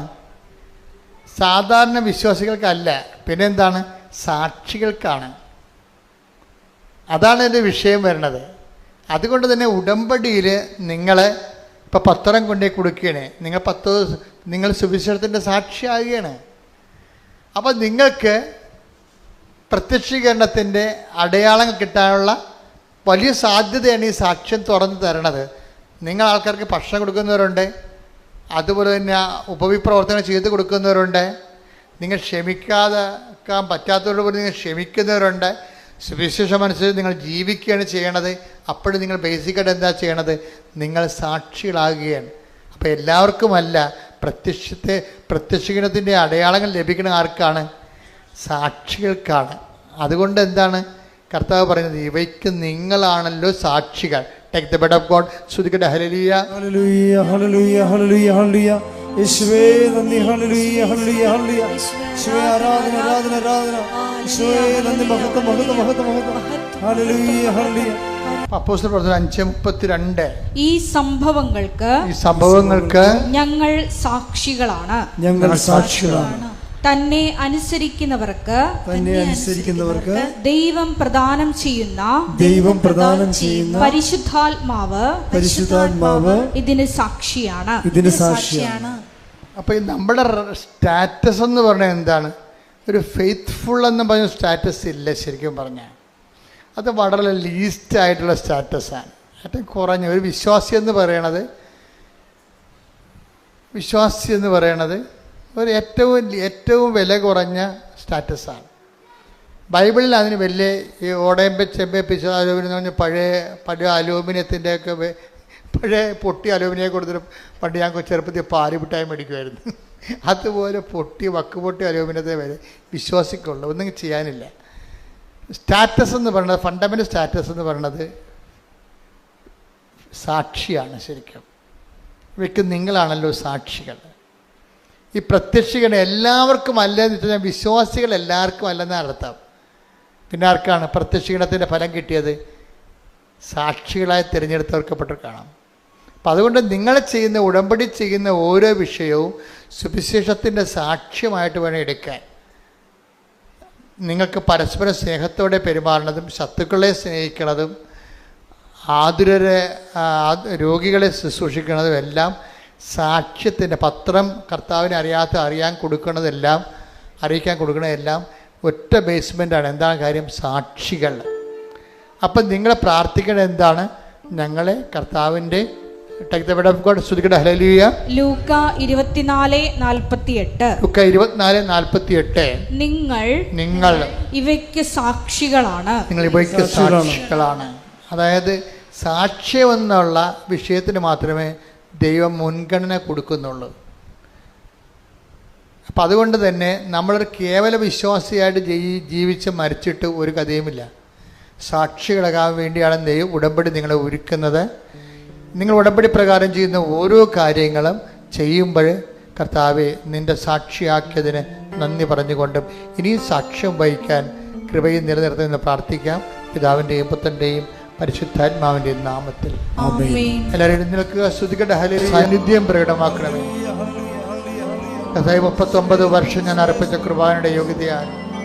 കൃപാസനത്താറെ ജീവനോടെ പ്രത്യക്ഷപ്പെട്ട പരിശുദ്ധ അമ്മയുടെ മാധ്യസ്ഥത്തിലെ ഈ അൾത്താറയിൽ നടന്ന 10,000-കണക്കിന് ആരാധന ശക്തിയാൽ കൃപാസനം കഴിഞ്ഞ് 34 വർഷം നടത്തിയിട്ടുള്ള ലക്ഷക്കണക്കിന് അഖണ്ഡ ജപമാലയുടെ ശക്തിയാൽ അങ്ങയുടെ അവകാശമോഹര്യമാകുന്ന അങ്ങയുടെ മക്കൾക്ക് വേണ്ടി പ്രാർത്ഥിക്കാൻ കർത്താവേ. കർത്താവേ, അന്ധന് കാഴ്ച നൽകിയവനെ, കർത്താവേ ചുവടിന് കേട് നൽകിയവനെ, കർത്താവേ ഊമന് സംഭാഷണം നൽകിയവനെ, നിന്റെ തിരുമുറുപാർന്ന് വലതു കരം അങ്ങയുടെ മക്കളുടെ ശിരസ് വെക്കണമേ എന്ന് പ്രാർത്ഥിക്കുന്ന ക്യാൻസർ രോഗങ്ങൾ, കരൾ രോഗങ്ങൾ, ഹൃദയ രോഗങ്ങൾ, എപ്പിലെപ്സി രോഗങ്ങൾ, പിസിഒഡി രോഗങ്ങൾ, എല്ലാ രോഗങ്ങളും കർത്താവേ ഈ നിമിഷം കർത്താവ് നിന്റെ വിശുദ്ധമായ രക്തത്താൽ സ്പർശിക്കണമേ, വിശുദ്ധമായ രക്തം കഴുകണമേ എന്ന് പ്രാർത്ഥിക്കുന്ന കർത്താവേ, യേശുവിൻ്റെ ഉന്നതമായ നാമത്തിൽ, സഭയുടെ അധികാരത്തിൽ, കുരിശിൻ്റെ അടയാളത്തിൽ, ദൈവശക്തിയാൽ മാരകരോഗങ്ങളെ യേശുവിൻ്റെ നാമത്തിൽ മാറിപ്പോകട്ടെ. ശ്രുതികട്ടെ. ഹല്ലേലൂയ ഹല്ലേലൂയ ഹല്ലേലൂയ യേശുവേ നന്ദി. ഹല്ലേലൂയ ഹല്ലേലൂയ ഹല്ലേലൂയ ഹല്ലേലൂയ ഹല്ലേലൂയ യേശുവേ സ്തുതി. ഹല്ലേലൂയ. വീണ്ടും വീണ്ടും മഹത്വപ്പെടുത്തണം. ആരാധ്യനേ പരിശുദ്ധനേ പരമോന്നത യേശുവേ അണയുന്നു ഞാൻ തിരുമുൻപിലാ അറിവോടെ നോക്കണമേ. എൻ്റെ പ്രിയപ്പെട്ട കുടുംബ സമാധാനം ഇല്ലാത്തവർക്ക് വേണ്ടി പ്രാർത്ഥിക്കുകയാണ്. പരഭർത്തകന്മാരിൽ നിന്ന് പിരിഞ്ഞ് താമസിക്കുന്നവരെ, ഒരുമിച്ച് ജീവിക്കാൻ ആഗ്രഹിക്കുന്നവരെ, കടകമ്പോളങ്ങൾ കൊണ്ട് ജീവിതം, അതുപോലെ തന്നെ ചെറിയ ചെറിയ ഉപത്തൊഴിലുകളൊക്കെ ചെയ്തുകൊണ്ട് അന്നു വേണ്ട ആഹാരത്തിന് വേണ്ടി പരിശ്രമിക്കുന്നവരെ, അങ്ങനെ അവരുടെ ജീവിത മാർഗങ്ങൾ മുട്ടിപ്പോകുന്നവരെ, അങ്ങനെ എല്ലാവരെയും ഓർത്തുകൊണ്ട് പ്രാർത്ഥിക്കുന്ന കർത്താവേ, കുഞ്ഞുങ്ങളെ ഓർത്ത് പ്രാർത്ഥിക്കുന്ന, സ്കൂൾ കുഞ്ഞുങ്ങളെ പരീക്ഷ കഴിഞ്ഞവരെ ഓർത്ത് പ്രാർത്ഥിക്കുന്ന, അവരുടെ പരീക്ഷകളിൽ കർത്താവേ ഉന്നതമായ വിജയം കൈവരിച്ചുകൊണ്ട് അവർക്ക് ഉന്നതമായ ഭാവി വിദ്യാഭ്യാസം ഭാസ്വരമാക്കുന്നതിന് വേണ്ടി പ്രാർത്ഥിക്കുന്ന ശ്രുതികട്ടെ. കർത്താവിൻ്റെ ഉന്നതമായ നാമം. കർത്താവേ, നിന്റെ വിശുദ്ധ പൗരോഹിത്യത്തെ മഹത്വപ്പെടുത്തണമേ. കർത്താവേ, സഭയിലുള്ള സാന്നിധ്യം പ്രകടമാക്കണമേ. അമ്മയെ പരിശുദ്ധമ്മ ദേവമാതാവേ, കൃപാസന അൾത്താറെ ജീവനോടെ പ്രത്യക്ഷപ്പെട്ട പരിശുദ്ധ അമ്മയുടെ മാധ്യസ്ഥത്തിൽ കർത്താവേ, ഇപ്പോൾ പ്രാർത്ഥിക്കുന്ന ഈ ഓൺലൈനിലുള്ളവരെയും വൃത്താടത്തിരിക്കുന്നവർക്ക് വേണ്ടി പ്രാർത്ഥിക്കുന്നു, ജോലി ഇല്ലാത്തവർക്ക് വേണ്ടി പ്രാർത്ഥിക്കുന്നു, ജോലി തടഞ്ഞവർക്ക് വേണ്ടി പ്രാർത്ഥിക്കുന്നു, ജോലി നഷ്ടപ്പെട്ടവർക്ക് വേണ്ടി പ്രാർത്ഥിക്കുന്നു, പിരിച്ചുവിട്ടവർക്ക് വേണ്ടി പ്രാർത്ഥിക്കുന്നു, സസ്പെൻഷനിലായവർക്ക് വേണ്ടി പ്രാർത്ഥിക്കുന്നു, അവർ തിരികെ എടുക്കുന്നതിന് വേണ്ടി പ്രാർത്ഥിക്കുന്നു, ദൈവത്തിൻ്റെ ഭവന രഹിത ഓർത്ത് പ്രാർത്ഥിക്കുന്നു, വഴിയില്ലാത്തവരെ ഓർത്ത് പ്രാർത്ഥിക്കുന്നു, കർത്താവെ ലോൺ പാസ്സാകാത്തവരെ സംബന്ധിച്ച് പ്രാർത്ഥിക്കുന്നു, സാമ്പത്തിക ബാധ്യതകളും ജപ്തി നടപടികളും നേരിടുന്നവരെ സ്ഥിതി പ്രാർത്ഥിക്കുന്നു, കുടുംബത്തിൽ വഴക്കുകൾ, കലഹങ്ങൾ, കൊലാഹലങ്ങൾ മൂലം സമാധാനം നഷ്ടപ്പെട്ടവർക്ക് വേണ്ടി കരുതാൻ, കണ്ണീരില്ലാത്ത ചോറുണ്ണാൻ പറ്റാത്ത രീതിയിൽ വെണ്ണീരോട് ജീവിക്കുന്നവർക്ക് വേണ്ടി പ്രാർത്ഥിക്കുന്നു. എൻ്റെ കർത്താവ് അയൽവാസികളുടെ ഭിന്നതയും രൂക്ഷമായ മത്സരങ്ങളും കാരണം സമാധാനം നഷ്ടപ്പെട്ടവർക്ക് വേണ്ടി പ്രാർത്ഥിക്കുന്നു. എൻ്റെ കർത്താവിൻ്റെ ഉന്നതമായ നാമത്തിൽ സഭയുടെ അധികാരത്തിൽ കുരിശിൻ്റെ അടയാളം, ദൈവശക്തിയാൽ മാരക രോഗങ്ങൾ, തീരാ വേദനകൾ യേശുവിന്റെ നാമത്തിൽ മാറിപ്പോകട്ടെ. ശ്രുതികട്ടെ. ഹല്ലേലൂയ. രോഗങ്ങൾ, കുഞ്ഞുങ്ങളുടെ പലതരത്തിലുള്ള രോഗങ്ങൾ, ഇങ്ങനെ എല്ലാ മേഖലകളിലും കളഞ്ഞുപോയ വസ്തുക്കൾ, ചതിക്കപ്പെട്ടും വഞ്ചിക്കപ്പെട്ടും അന്യൻ്റെ കയ്യിലാക്കി അന്യാധീനപ്പെട്ടു പോയ സ്വത്തുക്കൾ, ഇങ്ങനെ ഓരോ മേഖലകളിലെ വിഷമം അനുഭവിക്കുന്നവരെ ഇടിമുഴക്കം പോലെ സ്തുതിക്കട്ടെ. കർത്താവേ, നിന്റെ വിശുദ്ധ പൗരോഹിത്യത്തെ മഹത്വപ്പെടുത്തണമേ. കർത്താവെ, സഭയിലുള്ള സാന്നിധ്യം പ്രകടമാക്കണമേ. എൻ്റെ കർത്താവിൻ്റെ ഉന്നതമായ നാമത്തിൽ സഭയുടെ അധികാരത്തിൽ കുരിശിൻ്റെ അടയാളത്തിൽ ദൈവത്തിൻ്റെ ശക്തിയായി ഞാൻ എല്ലാ മക്കൾക്ക് വേണ്ടി പ്രാർത്ഥിക്കുന്നു. കർത്താവെ, ജീവിതമാർഗം മുടിഞ്ഞു നിറച്ചു പോയൊരു കർത്താവെ, അതുപോലെ തന്നെ പലതരത്തിലുള്ള കുരുക്കുകൾ, സാമ്പത്തിക കുരുക്കളിൽ അകപ്പെട്ടിരിക്കുന്നവർ, അന്യാധീനപ്പെട്ട സ്വത്തുകൾ, അതുപോലെ തന്നെ ജീവിത ദുരിതങ്ങളിൽ കർത്താവ് വെച്ച പദ്ധതികൾ, ആഗ്രഹിച്ച രീതികളിൽ വന്ന പോരായ്മകൾ, പാളിച്ചകൾ, വിചാരിച്ച പോലെ കാര്യങ്ങൾ നടക്കാത്ത രീതിയിൽ കർത്താവ് പെട്ടെന്ന് എല്ലാത്തിനും പാളിച്ച വന്ന പോലെ ജീവിതത്തിൽ എന്ത് ചെയ്യണമെന്ന് അറിയാൻ പാടാതെ അന്തം വിട്ട് നിൽക്കുന്നവരുടെ മേൽ കർത്താവിൻ്റെ കരുണ ചുരുകയും ഈ ഒറ്റ പ്രാർത്ഥന കൊണ്ട് ദൈവത്തിൻ്റെ കരുണ അവർ ആവശ്യിക്കാൻ, സാക്ഷ്യം പറയാൻ അവരെ പ്രാപ്തരാക്കുകയും ചെയ്യുമാറാവട്ടെ. സ്തുതിക്കട്ടെ. ഹല്ലേലൂയ, ഹല്ലേലൂയ, ഹല്ലേലൂയ. മഹത്വം, ആരാധന ഈശോയെ നന്ദി, മഹത്വം മഹത്വം മഹത്വം. ഹല്ലേലൂയ, ഹല്ലേലൂയ, ഹല്ലേലൂയ. ആരാധ്യനേ പരിശുദ്ധനേ പരമോന്നതാ യേശുവേ, അണയുന്നു ഞാൻ തിരുമുൻപിലാ, അറിവോടെ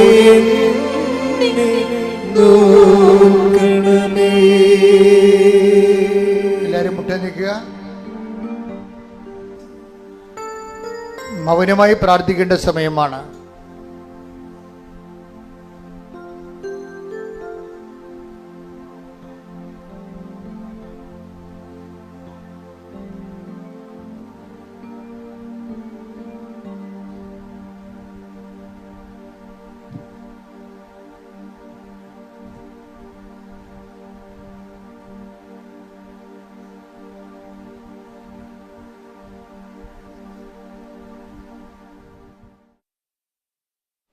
ഒരിക്കൽ കൂടി മരിയൻ ഉടമ്പടിയിൽ സമർപ്പിച്ചിരിക്കുന്ന എല്ലാ വിഷയങ്ങളും ദേവമാതാവിൻ്റെ മധ്യസ്ഥയിൽ ദിവ്യകാരുണ്യ സന്നിധിയിൽ സമർപ്പിച്ച് നമുക്കൊരു നിമിഷം മൗനമായിട്ട് പ്രാർത്ഥിക്കാം.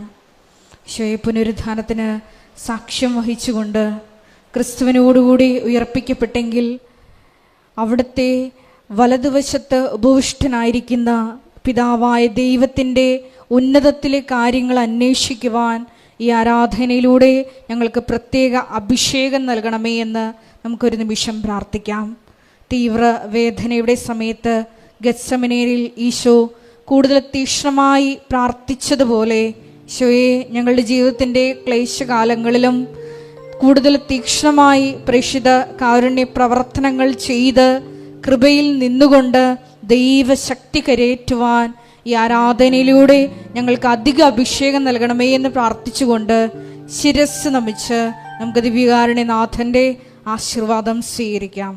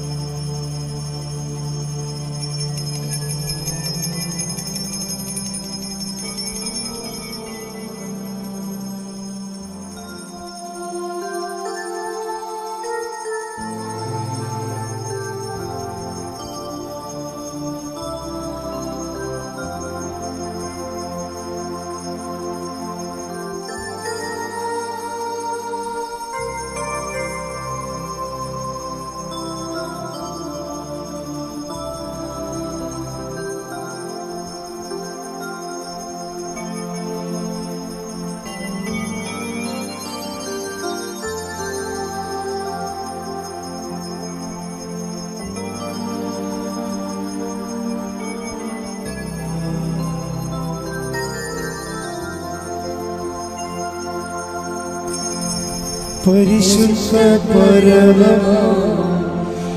ദിവ്യകാരുണ്യമേ, എന്നുമെന്നും അങ്ങേക്ക് ആരാധന. പരിശുദ്ധ പരമ ദിവ്യകാരുണ്യമേ, എന്നുമെന്നും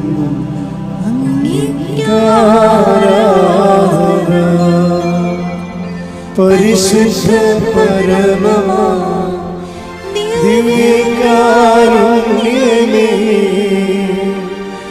എന്നുമെന്നും അങ്ങേക്ക് ആരാധന.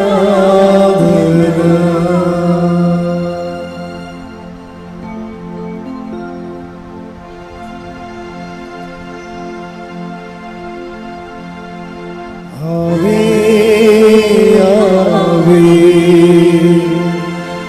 ആവേ മരിയ, ആവേ